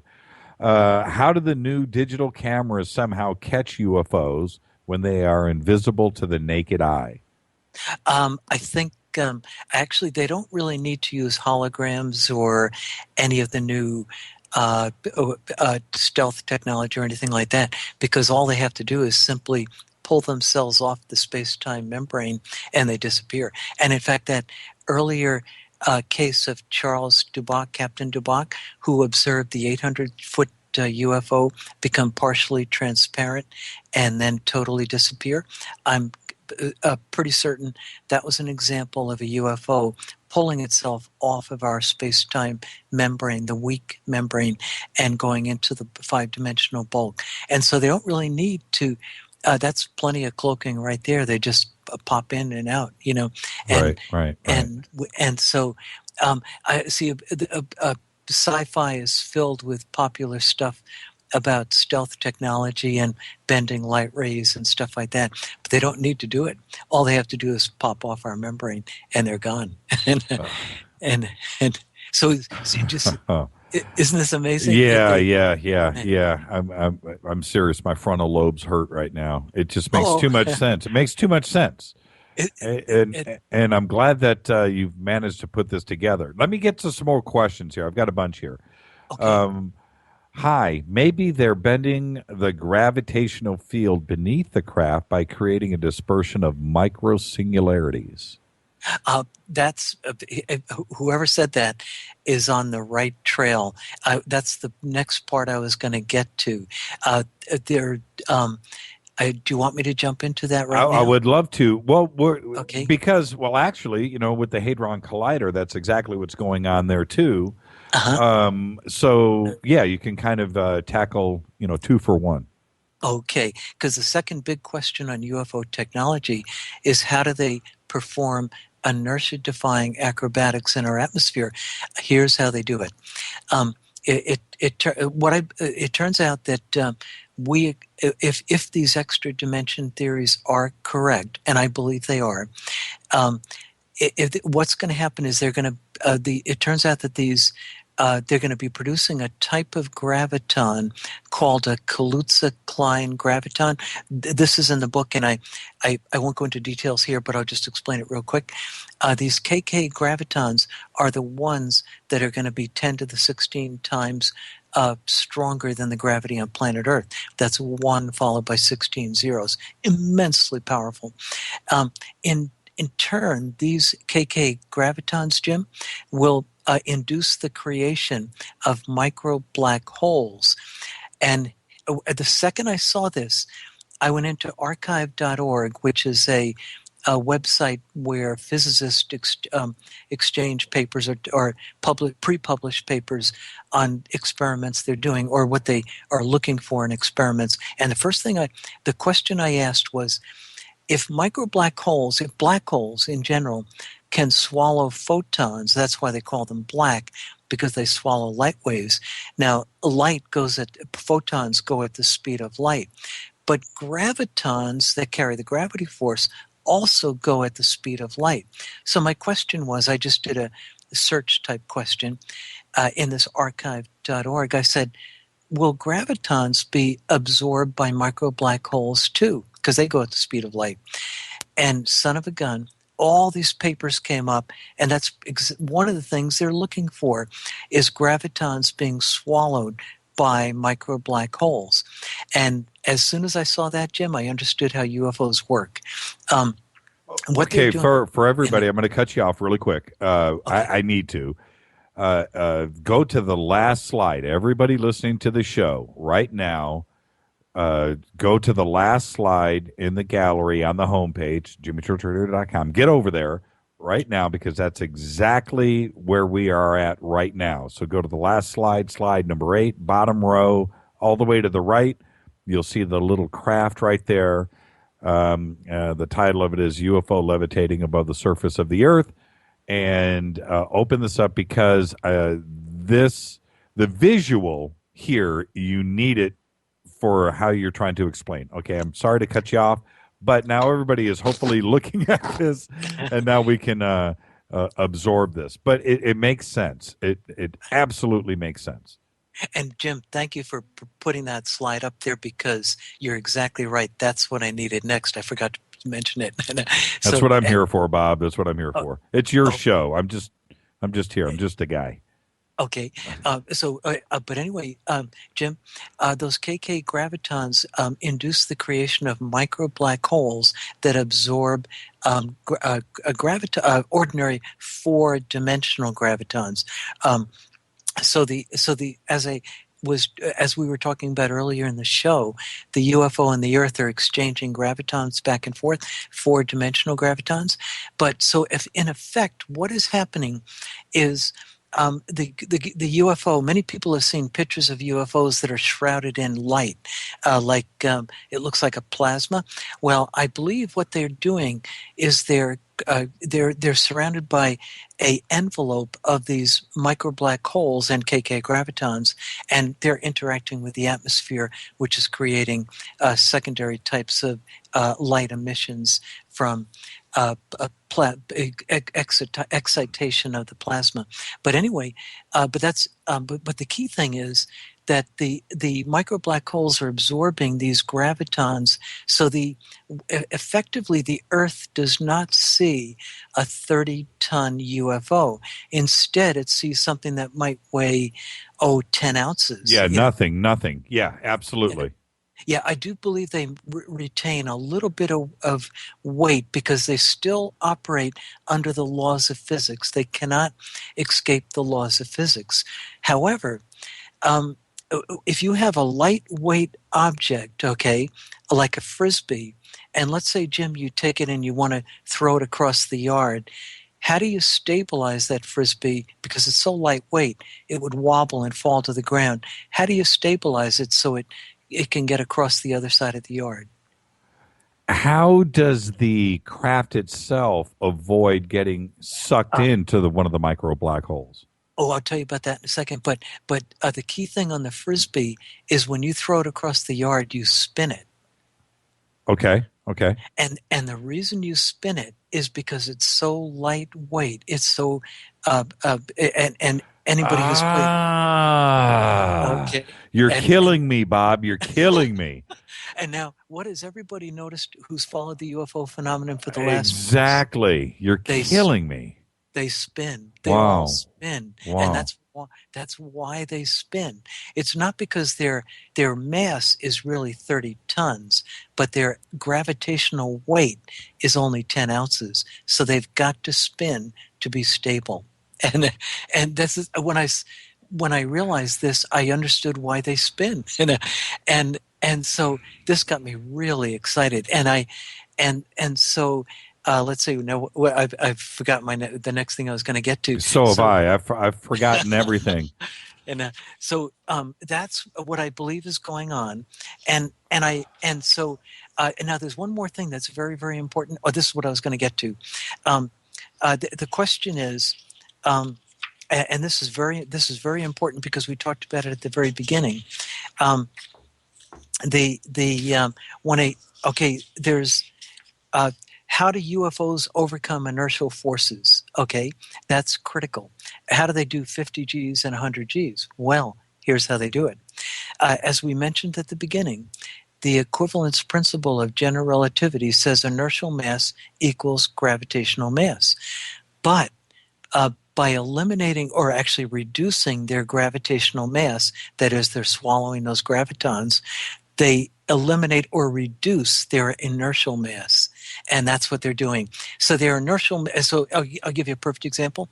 If you take a cannonball and a BB, which one has less inertial mass? It's obviously the BB. And which one can you accelerate at a higher speed? The BB. If you try to accelerate the cannonball, it takes enormous energy. In fact, if you've ever been to a demonstration of a cannonball shot out of a cannon, you can actually see the cannon because they cannot get it up to a very high speed. But if you shoot a bullet out of a rifle, you can't see it, And so that's what UFOs are doing. They've basically reduced their inertial mass, which allows them to accelerate at phenomenal accelerations. It can't be. All of this can't be this simple. But it is, isn't it? Okay, well, now this is the this is the doofus side of me asking a very doofus question. On the inside of this craft, they're not spinning in circles. So is the inside of the craft is obviously on some kind of pivot. It's staying in one direction. And is that helping it stabilize too, like in a gyroscopic kind of way, like a child's top? Yes, the spinning is exactly that, gyroscopic. However, you're exactly right. The crew cabin on the inside, and I'll tell you about a sighting that occurred in Stockholm, not Stockholm, Stockholm, Germany. There was a guy, his name was Oscar Link, and I think this occurred, around 1952. And at that time, Eastern Germany was part of the Soviet zone. And this Oscar Link was with his 11-year-old daughter, and he was riding on a motorcycle, and he noticed some activity up in a little clump of woods off the side of the road. And he was curious what it was, and he thought maybe, a helicopter had come down there, and because he thought he saw movement up there. So he and his daughter got off their motorcycle, and they walked across the meadow up into this woods. And as they got closer, they were within about 40, 50 feet of this object. They were shocked to see a gigantic disc-shaped UFO sitting on the ground. And there were two humanoid-like looking creatures with helmets on. And they were kind of bent over on the ground, and they were kind of digging up soil samples. And so at that instant, his daughter called out to him. And so at the two individuals, they were obviously aliens, must have overheard the young girl's voice. And they both jumped up, and they jumped on the top of the side of this UFO. And there was a circular cylinder in the very middle of the UFO that was sticking up above it. And the two men disappeared into what looked like an aperture or a door there. And that aperture closed quickly. And then the entire cylinder kind of went down in the middle and came out the bottom, And so that appears to be the crew quarters in the center of the UFO. But he noticed that the rest of the UFO was spinning, but not that center part. And so your question was an excellent question, Jim. That's exactly correct. I believe what they're doing is the center part stays stable, but they have to spin at least part of the outside rim for stabilization purposes. And that's what they do. And then this thing took off, and that was it. And it was witnessed by a few other people, which lends credibility to the sighting. Okay, I'm going to read a couple of emails to you really quick. This is from Rob in Glasgow. Okay, real time from over the pond. He says Bob has done a wonderful job on explaining his theories. So simple and elegant. Surely he has to be close to the mark. And you've really, and we're not done, by the way. Okay, we're going to keep moving forward, but you've really these are very complex issues and theories. You're tackling some of the biggest questions, if not the biggest question of mankind, which is, are we alone in the universe? And if we are not, and of course we are not, but then how are they getting here? And to think about the questions in such a, I don't want to run the word linear into the ground, but if we just think about things in a traditional way, it's an impossibility, unless the craft don't have any life on them and they're just probes like Pioneer or whatever we're sending out Voyager, where it's just a machine going across the universe. But even then, it would take forever. That's the bottom line. And exactly. you've explained it in such a way that it just makes sense. Okay, hold on. I've got one other. Oh, no, I've got a bunch of email coming in, but I'm just throwing these out there at you. Jimmy, Mr. Schroeder is the first engineer scientist who has explained the complex ideas such as the fifth dimension in such a way to make me feel as though I understand these ideas in a rudimentary way. Thanks for having him as a guest, and that comes in from Ben. But and if I get it, that means, trust me, then the audience is getting it, because I'm at the bottom of the food chain. So very well done. Okay, so I've got a bunch. Go ahead. Oh, I just want to thank. Was it Rob in Glasgow and the other fellow? Yes. And the other people. I want to thank them for their very nice compliments. Yeah, there was a bunch. Roger and Bob and Daniel. All of you guys. There's a bunch more. Okay, so let's again. Bob's book is at Amazon.com. It is called "Solving the UFO Enigma: How Modern Physics is Revealing the Technology of UFOs." you can just go to the link on his name on the homepage of jimmychurchradio.com. Take you right over to Amazon, and you won't miss the book.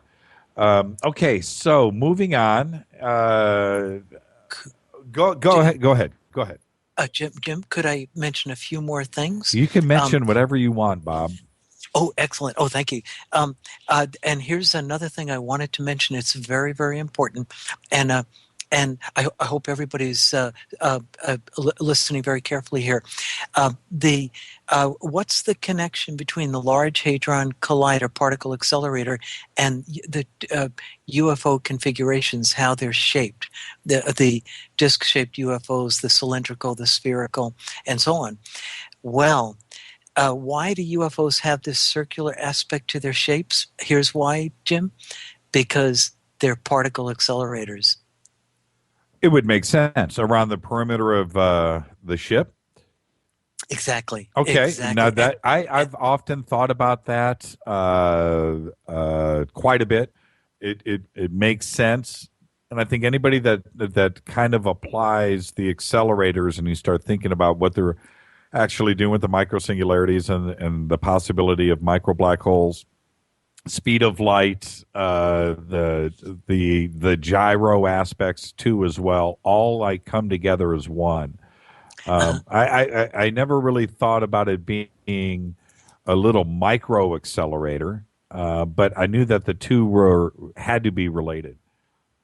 And by the way, they do believe we're going to be creating these KK gravitons and micro black holes in Geneva, Switzerland at the Large Hadron Collider.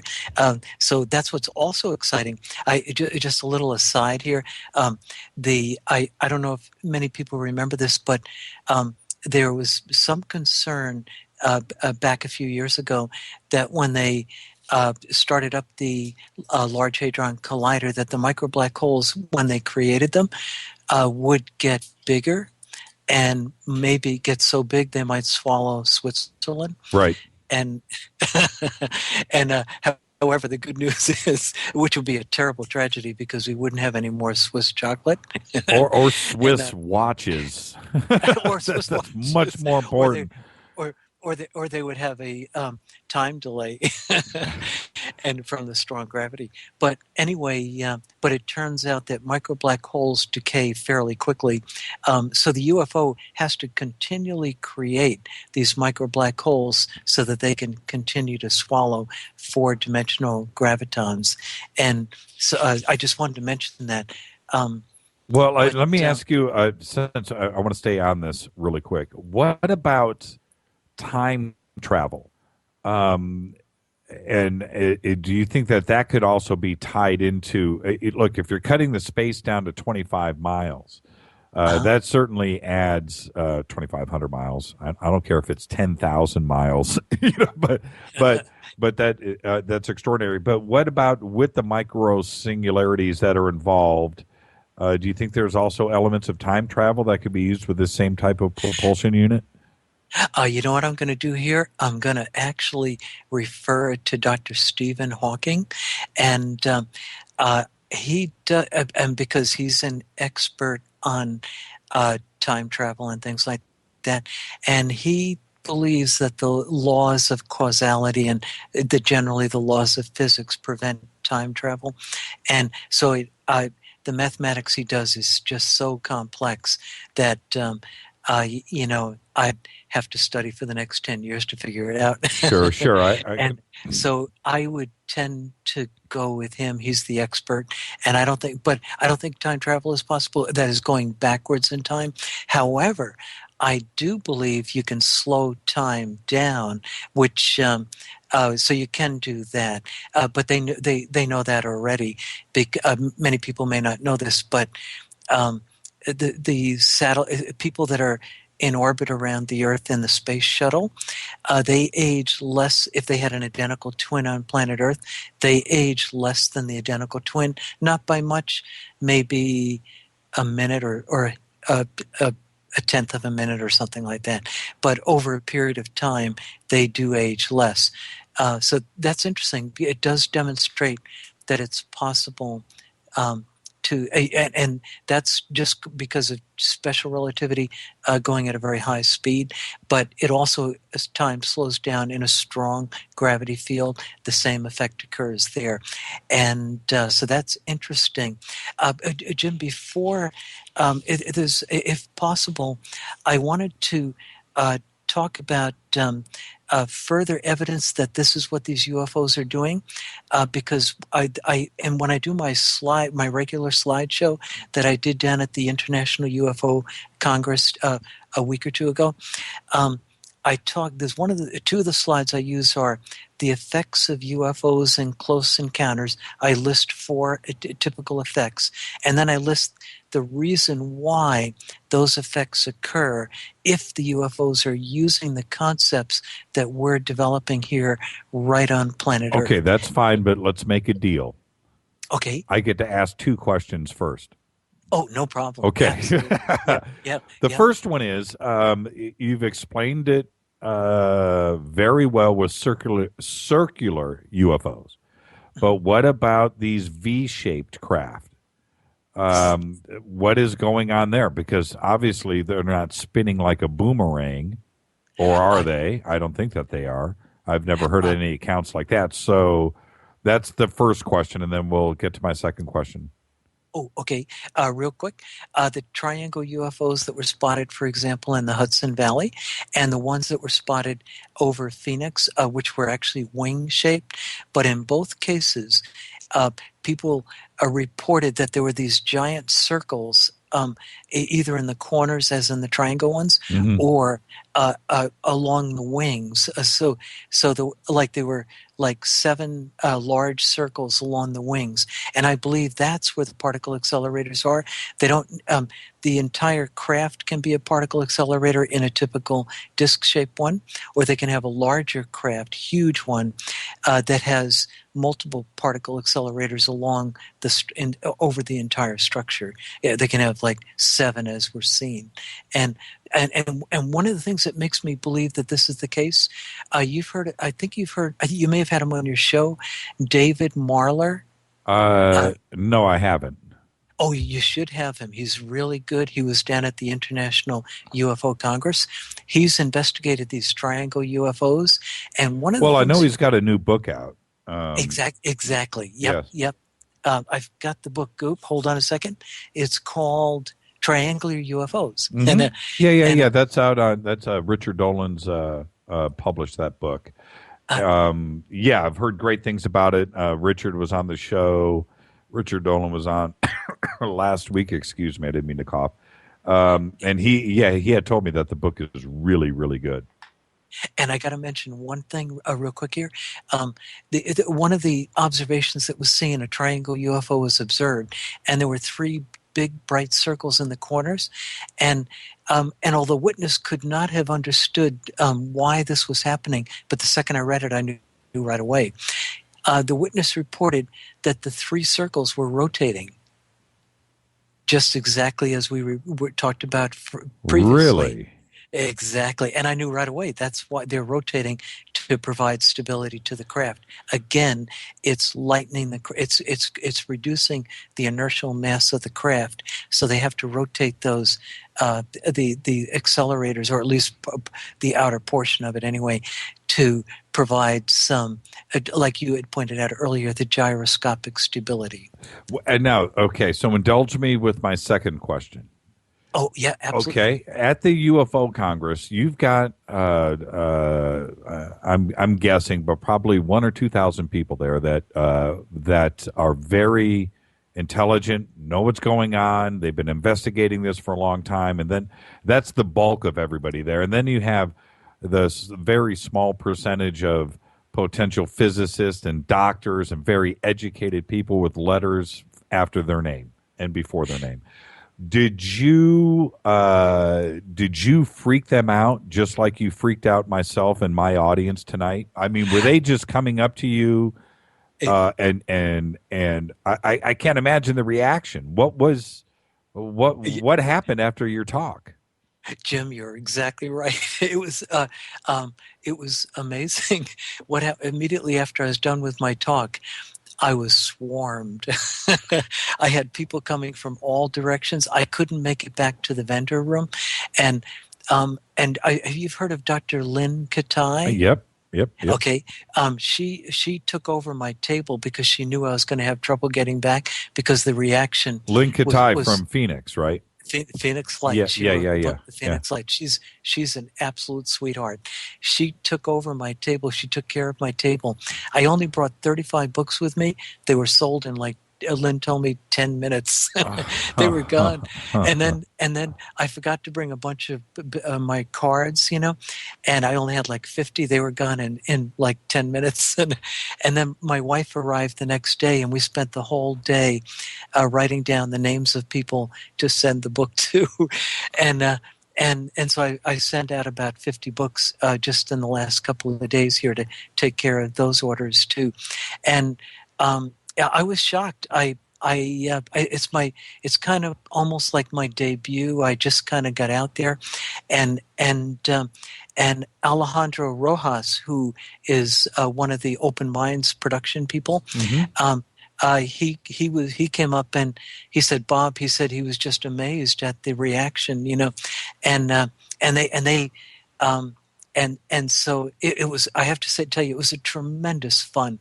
I just enjoyed the heck out of it. I had some people come up to me who were physicists. I had one guy from California who was a physicist, and he said he was just amazed. And I spent a little bit of time talking to him. I had so many people were coming up taking their picture with me, and my wife was with me too at the time, and I kind of felt like a celebrity, and I'm not used to that, but it's but what was it like when you started to, and I ask this question so often, but for you it's never been more appropriate. But what was it like when you seriously had that aha moment? I mean, I mean, was it just all downhill after that? Was it just come flowing out of you and everything made sense? Yes, it did. And just like what you just said there is exactly what happened. Suddenly it all became clear. I suddenly realized why these things spin. I understood how they could accelerate so quickly. I understood how they could get into the. I didn't quite explain that yet, but maybe if we have time, sure. No. Take all the time you want. And I understood how they were getting to our planet, and I realized one of the key things was the energy requirement, and I was so excited to realize that if these Harvard and Johns Hopkins physicists are correct, if that five-dimensional bulk is severely warped, as they believe it is, and the fact that it explains the hierarchy problem is a good indication that they're probably right. If it is severely warped, as they say, it means we don't need to come up with the huge energy requirements to travel to other stars. And it would also explain the proliferation of UFOs that we've been seeing over the last 50 years. One quick thing I want to mention. One reason I believe that we're seeing so many now, we might not have seen 100 years ago. I think it's because I think there's a Federation of Advanced Civilizations, and they know that once a developing civilization such as ours gets to the point where it begins to understand nuclear technology, nuclear reactors, and nuclear weapons, and that sort of thing, that they're probably only decades away from penetrating the five-dimensional bulk. And I think that's when they start to pay much closer attention, because they don't really want us getting into the bulk and carrying nuclear weapons to other star systems. So I think at some point, once we start sending probes into the bulk, they're going to make their presence known, and they're going to offer membership in the Federation. And at that, but the privilege of belonging to the Federation, which will have a lot of benefits, will also have obligations, and one of the obligations will almost certainly be to give up all nuclear weapons. Well, when you take everything that you've just presented to us tonight in its totality, if if the stars and the galaxies are literally miles away, and the old theories of the energy of our sun is what it would take to get there, and when you look at it like that, Yep. that truly now it's just a neighborhood. We are all neighbors here.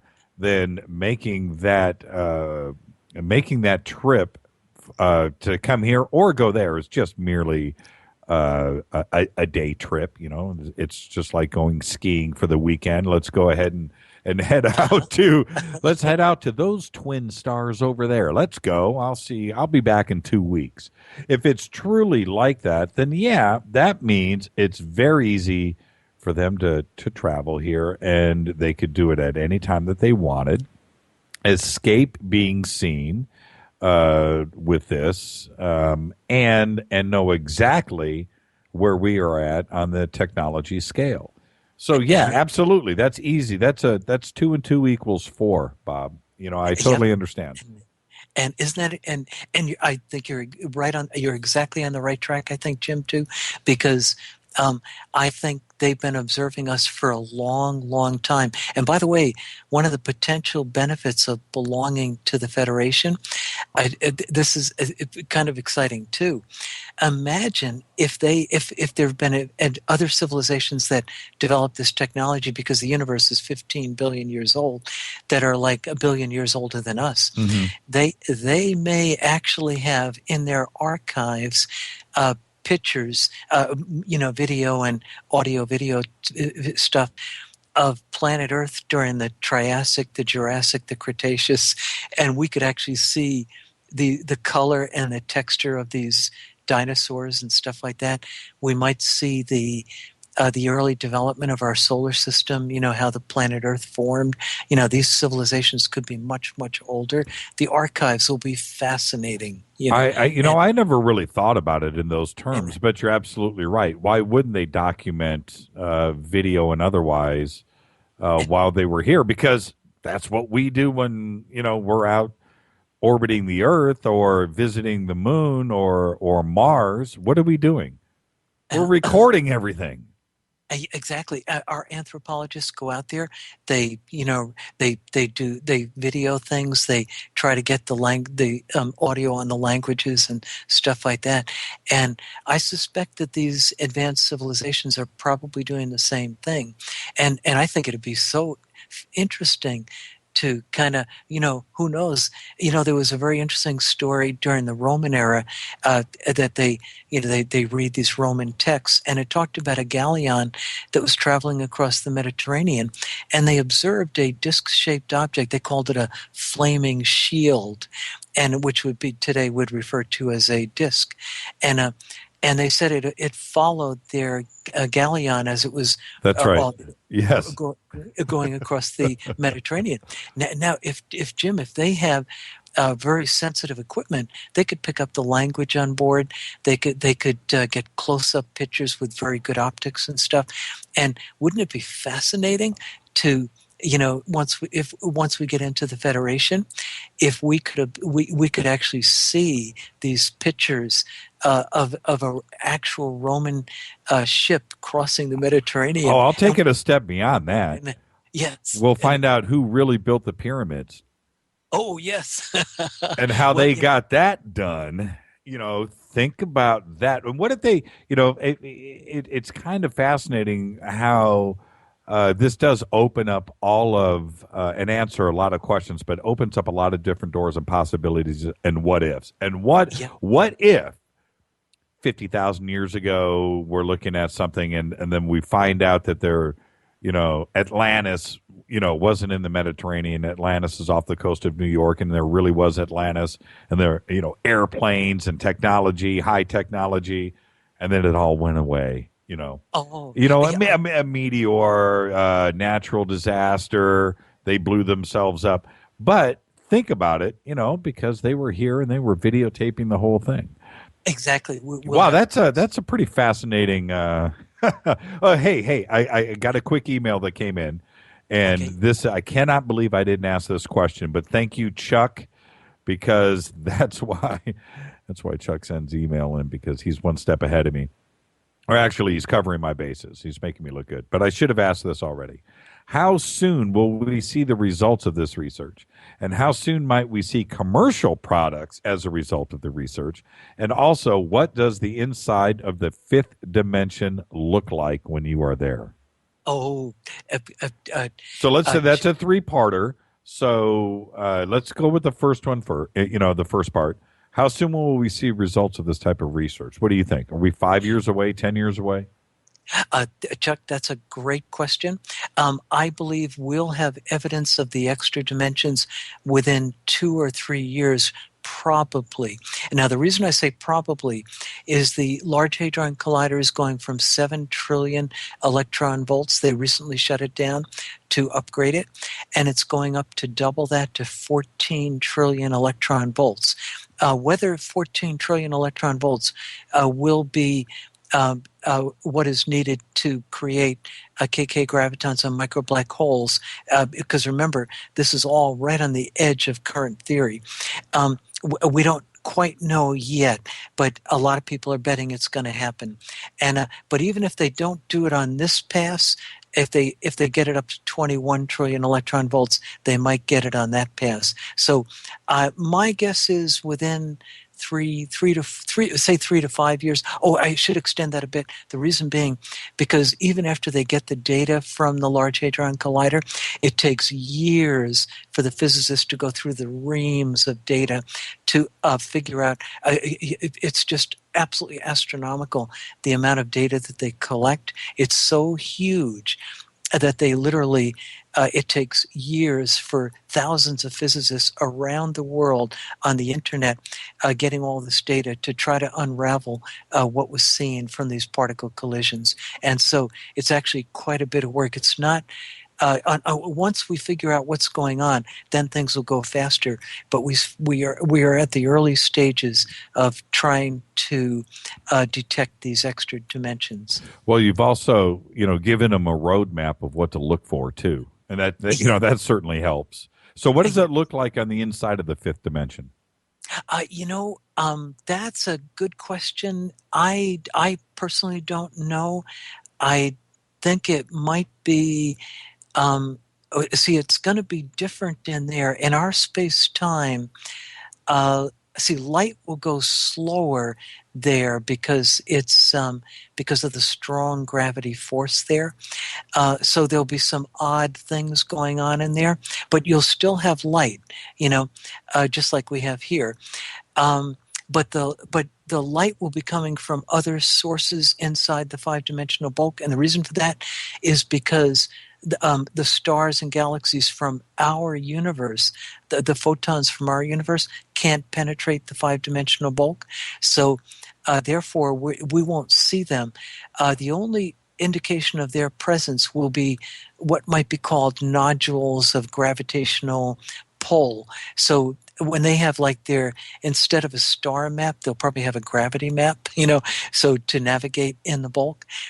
And so in other words, when they're going from star A to star B, they'll be looking for a clump of strong gravity. See, because remember, the gravitational force can travel in the bulk. So that's the one thing that'll be the giveaway that they'll be able to detect. And so I think, and the exact details we definitely don't know now, but I'm sure once we begin sending probes in there, once the theoretical physicists really begin working on these problems, we will figure out how to navigate the bulk. Assuming, of course, again, very critical, we first have to prove that these extra dimensions exist. But the very fact that they've seen these UFOs fade out and disappear, credible witnesses, strongly supports the probability that these extra dimensions are real.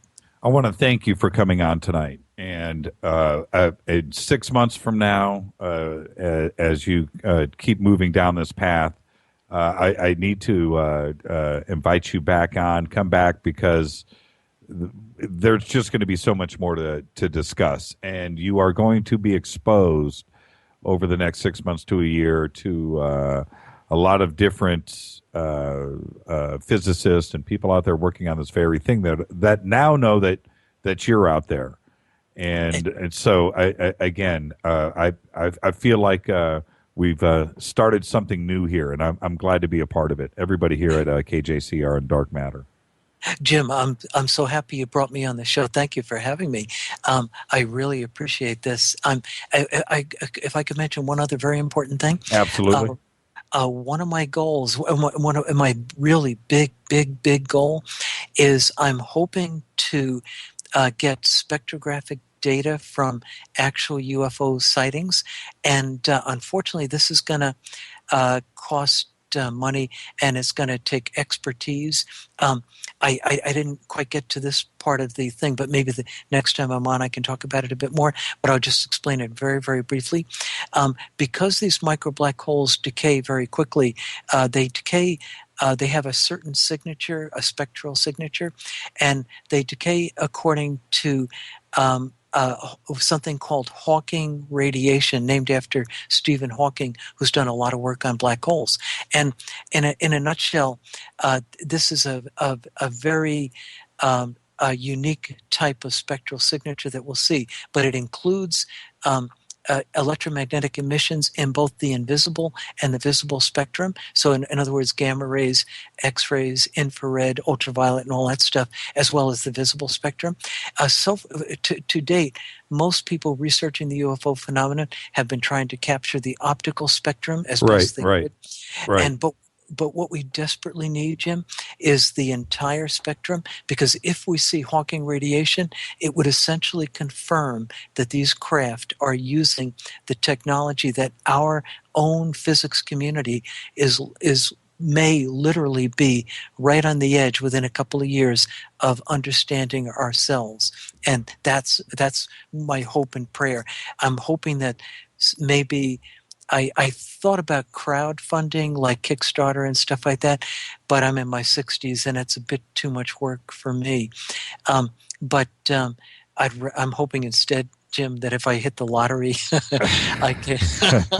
All right. Well, listen, Bob, I have one more question that just came in and literally just came in, and we didn't touch upon this. Otherwise, I would let you're on the East Coast. It's very late for you, and thank you for staying up. But I've got one more. Can you do one more for me? Just one more?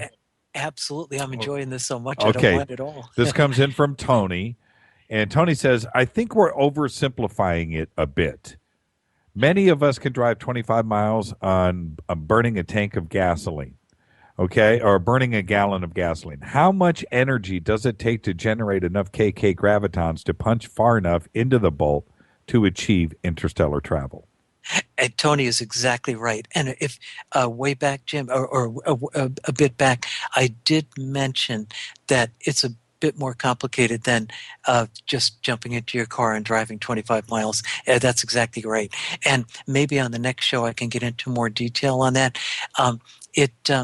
They in order to create, like at the Large Hadron Collider, as I mentioned, they're going up to 7 trillion electron volts, then 14 trillion. Well, the fact is we can do that. We're able to do that now on planet Earth. And one of the things that Michio Kaku, who's one of the very prominent physicists out there, has pointed out, he said the particle accelerators they built today are very, very big because they were based on older technology. But he believes in the not very distant future, that is within the next few years, they're going to be building tabletop accelerators capable of getting up to the energy levels needed to detect KK gravitons and that sort of thing. So I believe we're going to be able to Tony is exactly correct. It's actually a bit more complex. In fact, I didn't even get to this, but we can talk about it on the next show, but how they pull themselves off the weak membrane that is our universe and get into the bulk, and then how they travel in the bulk. And there's a few complications which I address, which I talk about in the book. One of them is in a strong gravity field, you have time dilation, that is, time slows down. So even though the distance has shrunk, time expands, so you lose all the benefit of the shrunken distance. However, that begs the question of what is time, and that's one of the key questions in modern physics today. And I admit it's a bit late, and my wife is sleeping upstairs, and I don't want to. She's got to go to school tomorrow. She's a school teacher, and so I don't want her to get her mad at me. But maybe on the if I can come back at another time, I can talk about that too. Absolutely. I'm married. I feel, a little guilty right now, and I definitely don't want to get you in any trouble. But like I said, I feel like, I know our audience, and I know the conversations that I have with everybody on a daily basis, and this is new.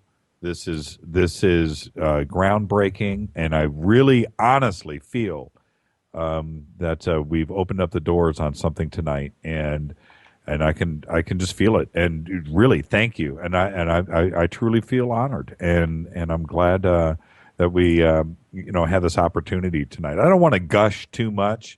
We can certainly do that off air. But again, thank you, and I'm saying thank you for everybody else out there that's listening to you right now. Also, again, I want to remind everybody, Bob's book is on Amazon. Just go to Bob Schroeder. It's right there, Robert Schroeder at jimmychurchradio.com. Click, head over, check it out, and if there's anything else we can do for you, Bob, please let us know. And again, thank you very much for coming on tonight. Jim, thank you, and thank the audience for being such a good audience. No, above all, let's thank your wife, and please tell her thank you for letting you stay up late, and you just have a great rest of your week, and I'll talk to you soon. Thank you, Bob. Okay, thank you, Jim. That was Bob Schroeder, everybody. KJCR. His new book is Solving the UFO Enigma: How Modern Physics is Revealing the Technology of UFOs. This is KJCR Fade to Black. I'll be back right after this. Stay with us. Hi, everybody. This is Rob Halford, the Metal Guard on jimmychurchradio.com. What's up? My name's Brian Taylor, Ninja Badass Extraordinaire, and this is jimmychurchradio.com. KJCR, in your face. jimmychurchradio.com. On the Dark Matter Radio Network.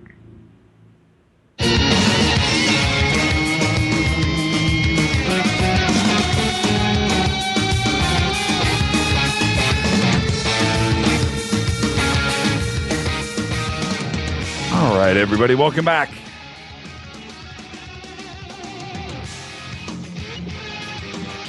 KJCR. jimmychurchradio.com. All right. Fade to Black on the Dark Matter Radio Network. I'm going to open up the phone lines.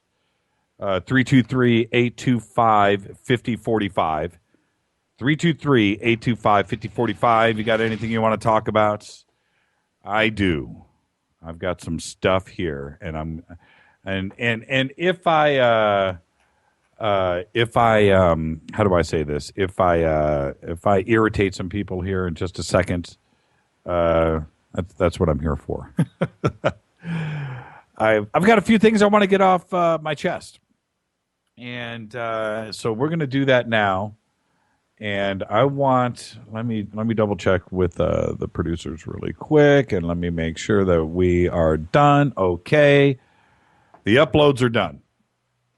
323-825-5045. That's the call-in number, and you're going to want to call in because, well, let's just see if I can irritate.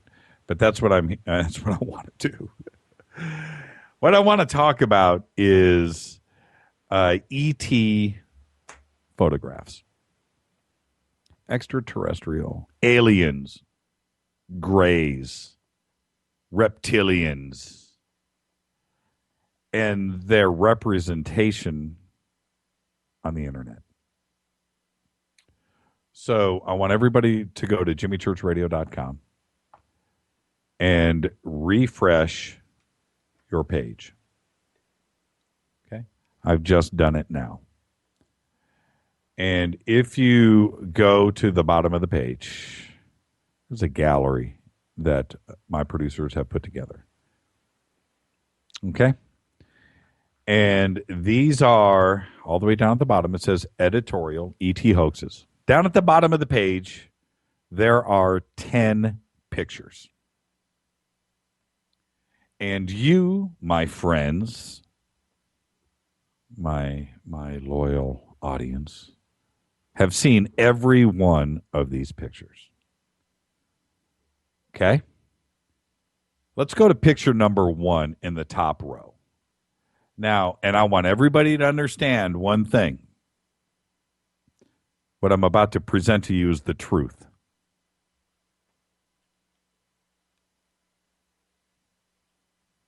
Picture number 1.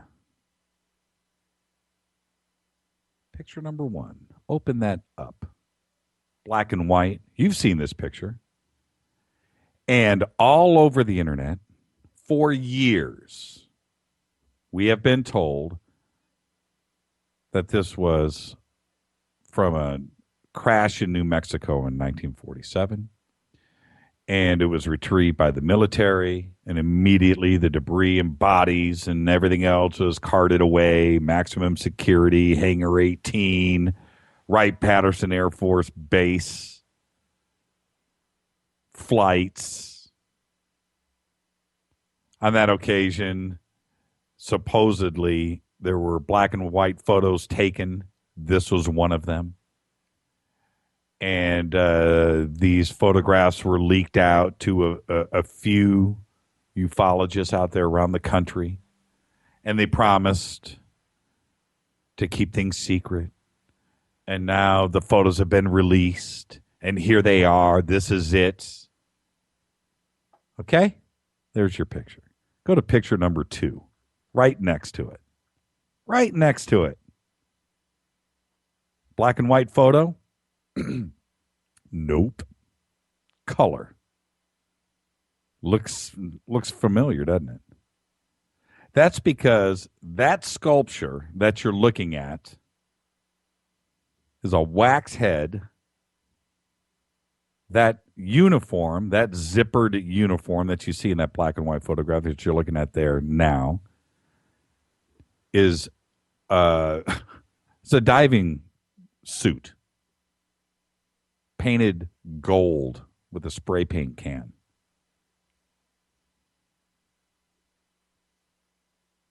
That alien that you're looking at is a sculpture from the Strange World Pavilion in Montreal. It was on display from 1978 to 1981.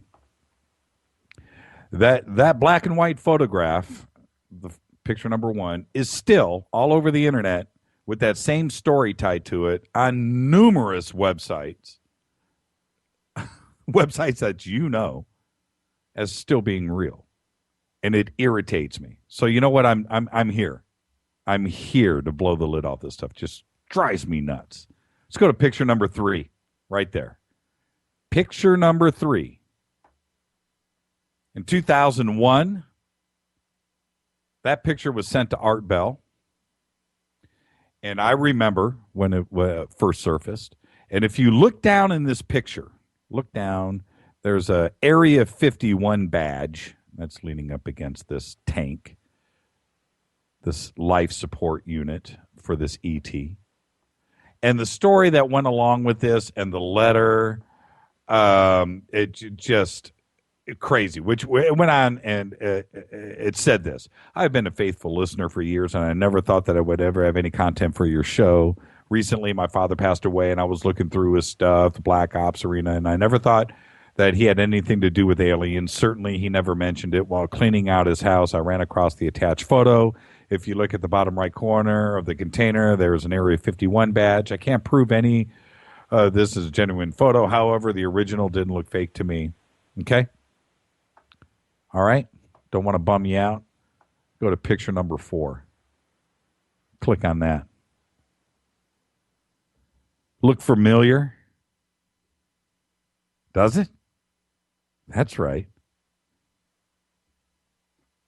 That picture is from October 2007.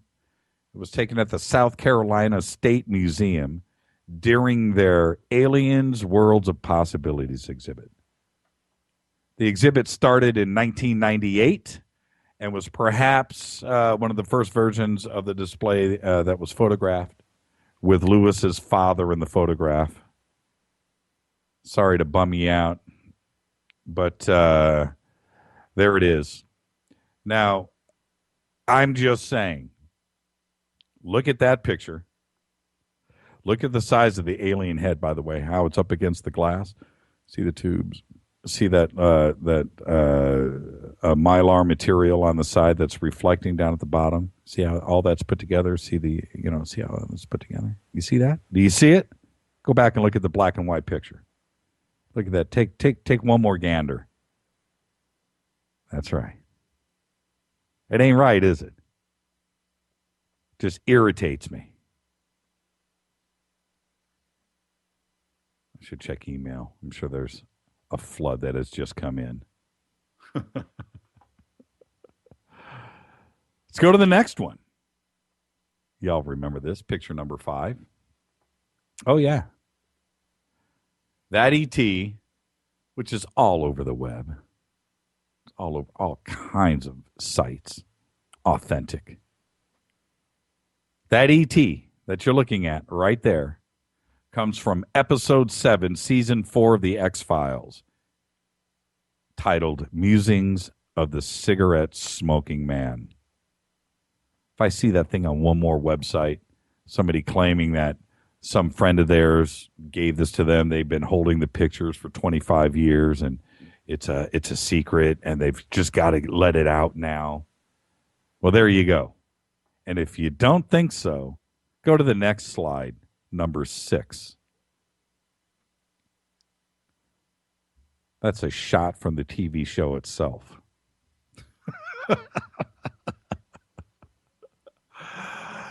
So there you go.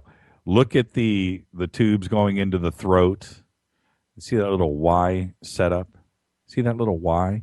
Go back to the color picture.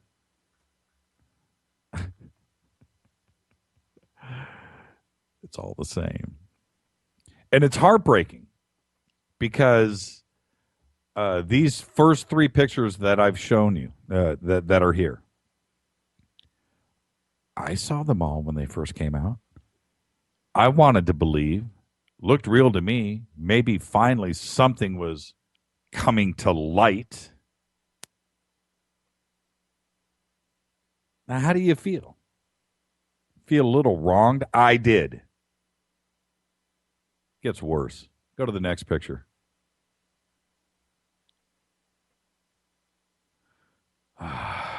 This one is the second one in the second row from the left.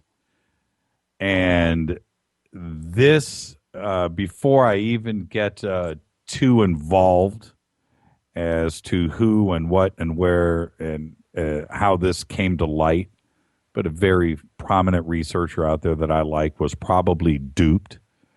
And he was given this picture, but then because he was a trusted guy, I'm deleting names here, I kind of have to. He was a trusted guy, then this turned around and made its way into a pretty popular documentary. It's on the documentary for like 3 seconds, 5 seconds, something like that. And so it got that far, and the producer and stuff of that documentary, I just got to leave everybody out because I just feel that everybody was snowed. But it also comes down to vetting, and you may not have the opportunity to get out there and do a bunch of research and try to chase things down. But this photograph right here, click on the next one right next to it, please, which is picture number 3 in the bottom row. What are you looking at? What are you looking at? That is a backstage photograph of the movie Intruders from 1992. And before you think, oh, well, the CIA, photoshopped that person into the photograph so they can debunk it. But, no. Go to the cover. I don't have it here. I should have put it up. I found it earlier today. You go to the cover of this movie, Intruders, the VHS tape. It's probably there on the DVD too as well. It's the same alien with the same shirt, flip-flopped, but it's right there from 1992. The original UFO investigator that produced this photograph says in this documentary, again, I'm not going to say names or anything, it's just not right. He was duped. But he says, is this real? Several years ago, I was attending a UFO conference in Mexico City when a Mexican policeman approached me. He had a photo he said was a legitimate picture. He said he knew it was an authentic photo of a small gray that had been captured by the Mexican federal police at a crash site. The researcher goes on to say, he says, his sincerity and serious demeanor impressed me. Being as always cautious and somewhat dubious of such situations, I accepted the picture and thanked him for his efforts. Over the years, I have encountered other pictures I had learned were authentic and reflected on the legitimacy of the present picture. I submit this to viewers as a very likely authentic photograph of a small gray. And it's not. This is the original picture. Now go back and click on the one to the left. And actually, before you click on the one on the left, before you look at the two thumbnails, just look at them. Look at them right there. It ain't right. And I have been looking at this picture on the left, the original, for a long time. We've all seen this picture. And when you look at the original and you just realize how somebody can play you for money is just beyond me. But there it is. Look at that original. It's a Brazilian movie, by the way. It's called Intruders. And you can go look it up right now. Go look at the cover of the VHS tape. If I told you where this other still was taken from the videotape and these quotes, it's just not right because I know these guys and they would never do anything intentional. But they were duped. There's no Mexican cop that had this picture forever and now it can finally be. Stop. Just stop. Somebody just thought it was cool to lie to somebody like that. Okay, you ready? Let's go to the last one, which is the fourth picture in the bottom row. We all know that picture, don't we? Today, I spent probably an hour, 2 hours on the web looking at different websites and publications that have this picture in it.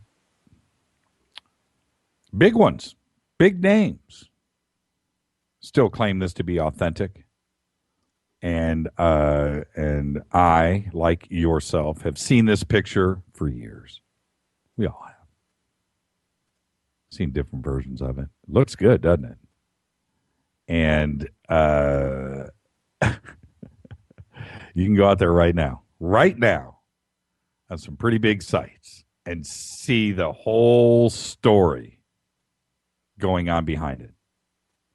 Now that you've seen this,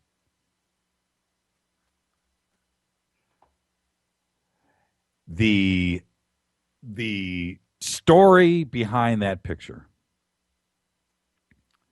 it was called J-Rod. You know, everybody knows this. We've seen J-Rod for years.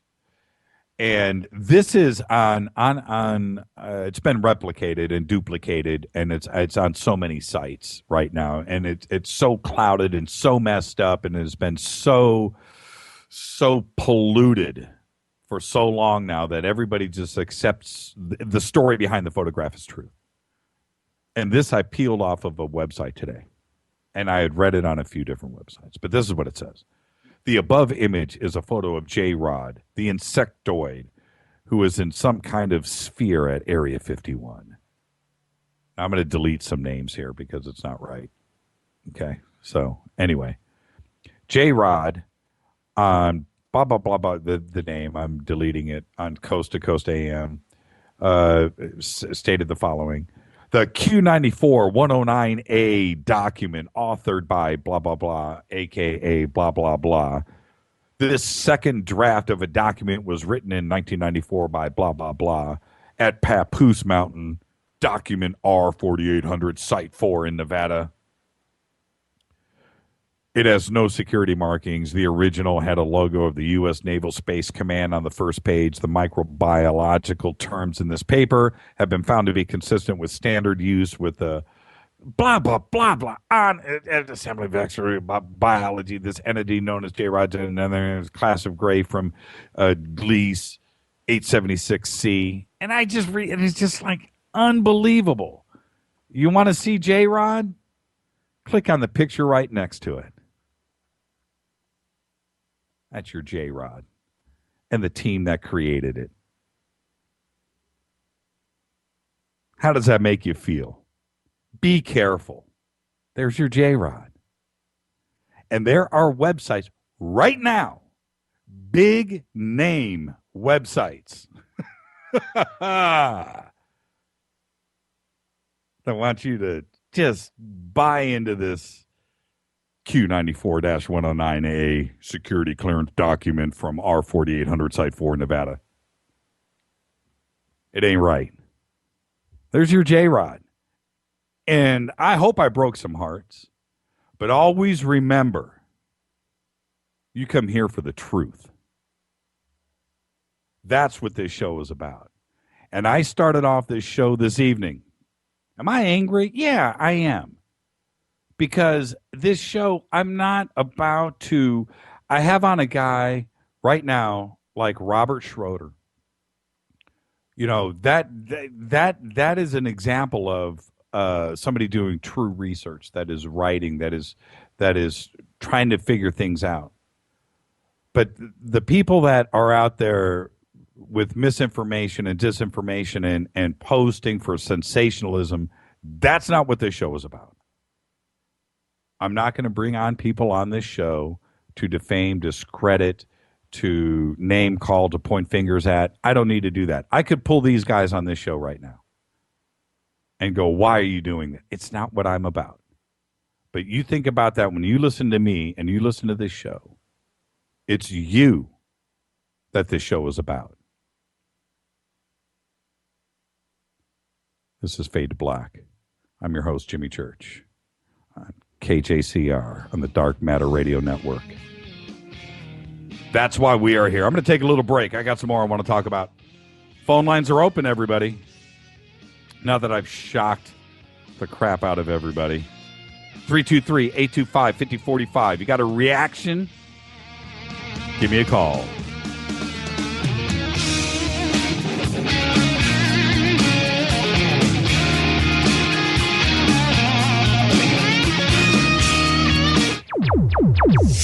Despite popular opinion, reading a book will not make you smarter. But listening to Jimmy Church will. On the Dark Matter Radio Network. He's always giving it to you straight. JimmyChurchRadio.com. On the Dark Matter Radio Network. Erica, Brittany, Gabby, and you're listening to JimmyChurchRadio.com.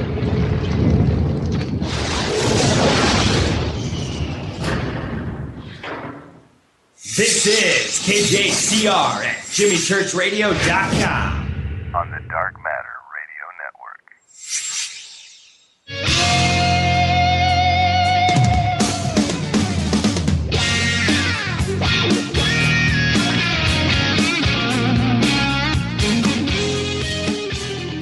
Oh, yeah. Fade to Black. Huh. Oh, yeah. KJCR on the Dark Matter Radio Network. I'm your host, Jimmy Church. Shoot us an email to Jimmy at JimmyChurchRadio.com. Go ahead. Keep it coming. Follow us on Twitter at JChurchRadio. At JChurchRadio. Go follow us on Twitter. Facebook is JimmyChurchRadio.com. Go friend us, like us over there. I'm not sure what you do. Do you like on that page? Yeah, you like on that page. You friend on my page, which is Jimmy Church, whatever. And then, but jimmychurchradio.com, that you like. So go do what you got to do. Shoot me an email to jimmy@jimmychurchradio.com. And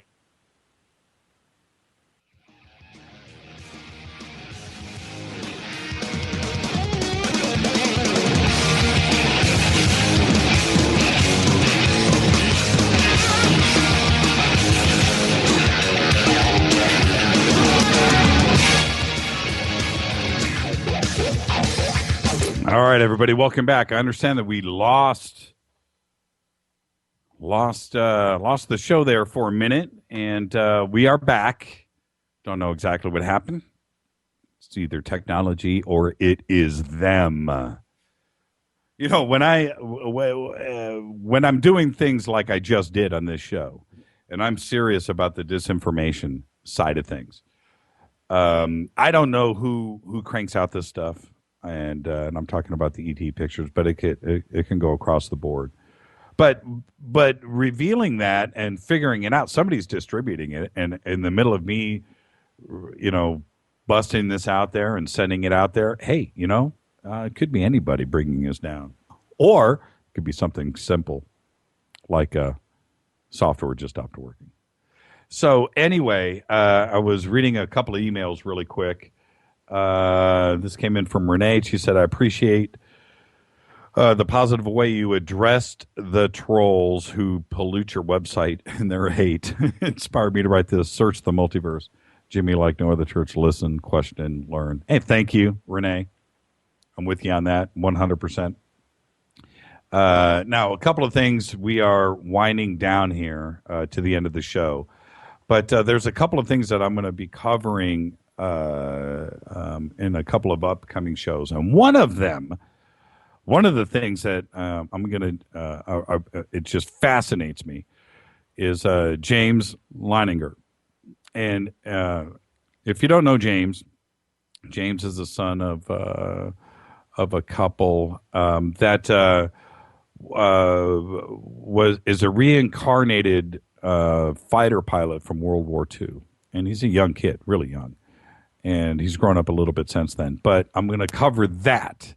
And it's a fascinating story. So I'm going to do that. And another story that I want to cover, and I want some email from everybody on this, is the trumpets and the horns that are being heard around the world right now.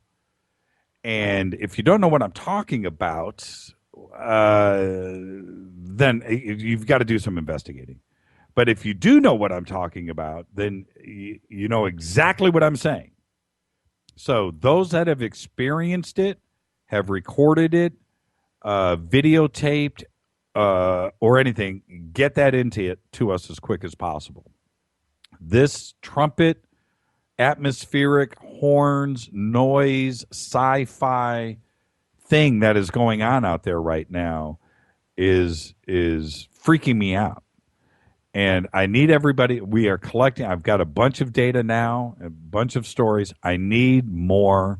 We're going to be doing that in the future as well.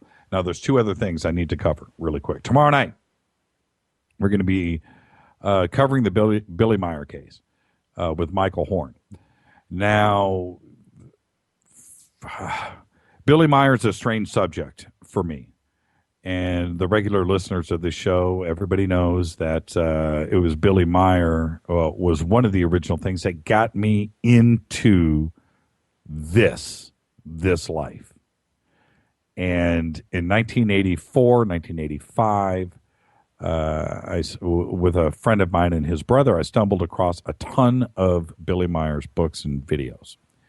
And I was exposed to it, and it blew my mind, like it blew everybody's mind back then. And now, a lot of time, a lot of water under the bridge, a lot of things have happened since 1984, or the 70s for that matter, with Billy Meyer. But Michael Horn, and I've had my conversations with him, he's probably listening right now, says that there's some breaking news and developments and some other things on the Billy Meyer case. Well, I'm on both sides of the fence here. And before you say, Jimmy, how can you be on both sides? there's some. He's a fascinating guy, Billy Meyer. And if you've studied or watched any documentaries or anything on his life, he has a fascinating life. And I don't, with some of the photographic evidence, it's amazing. Some of it I look at, it's the photographs are not only too good, but they're too fake. But some of the video footage it's both too good and too fake at the same time. Almost stupid looking. But those are the parts of it that actually make it very real. And the other thing with Billy Meyer is before digital, before CGI. And so there's, I'm on both sides. So Michael wants to come on. I wanted him on. I shouldn't say he said yes to coming on. I should say, and he knows that the evidence is as time goes by is stacked up against him, but he wants to come on and have a genuine conversation, and said that all questions are open. So that's what's going to go on tomorrow night. Okay, so please tune in and let's see what he has to say. Let's see what I have to say. Like I said, I'm on both sides of the fence. Billy is a very he's an emotional guy. He affects your emotions, I should say. And so anyway, that's tomorrow night. But then Friday, Friday's the night. Friday, I've got on Bart Sibrel. Bart Sibrel is a director, screenwriter, editor here in Hollywood. Big time guy. Numerous awards. He's in all the associations and has done a lot in the film industry. But Bart Bart is the guy that got socked and punched out by Buzz Aldrin. That's right. That guy. And we've all seen the footage. Buzz just pulls back and cold cocks him. And overreaction, maybe. I probably would have punched him. But I'm with Bart. Bart is the moon landing hoax guy, one of them. But he's made a couple of different full-length documentaries on it. And one of them is called A Funny Thing Happened on the Way to the Moon. I think that's the name of it. And so check it out. Watch pieces of it. It's on YouTube. You can go watch it. Watch all of it if you can. Because the way that he presents his evidence in this is about as good as it gets. Now, look, I'm an American. And I believe that we went to the moon. I do. Okay? So all of you moon landing hoaxers out there, get the email coming in. That's fine. I'll read it all. But I'm also a smart guy. I read. And logic has been clouding my conviction of a moon landing. And what I mean by that is, now that I'm older and smarter, and there's all this information out there, the facts of the technology and the radiation and the Van Allen belt and the spacesuits and the spacecraft and the computers and the cameras and the Hasselblads and the film and the temperatures on the moon, all of that and much more. But when you look at all of this, then you start to maybe take a step back and go, it's possible that we got snowed. It's possible, but the evidence is there. And with Bart, the crazy thing is, Bart went up to, I can't even remember the count now. It was like 6, 8 astronauts, 10, 8, and stuck out a Bible and said, swear on a stack of swear on this Bible that you went to the moon. Swear on the Bible.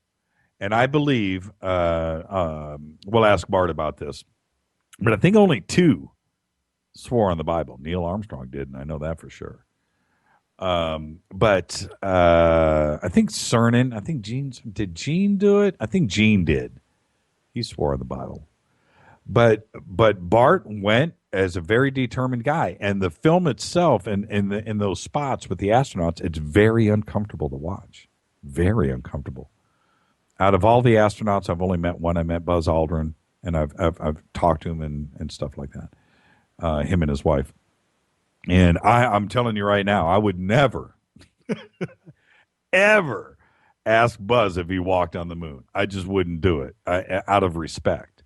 But Bart is a man of conviction, and he believes what he believes, and he's got a ton of evidence. And it's amazing. So if you're not hip to Bart, then Friday night is your night. I don't care what you believe. I just told you what I believe. I believe we went.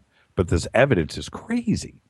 It's crazy. It's strong. And you just look at this and the documentary. When you listen to Bart on Friday, if it just doesn't raise a few questions for you, then I get it. You know, you're strong in your beliefs and you don't want to hear it. I get it.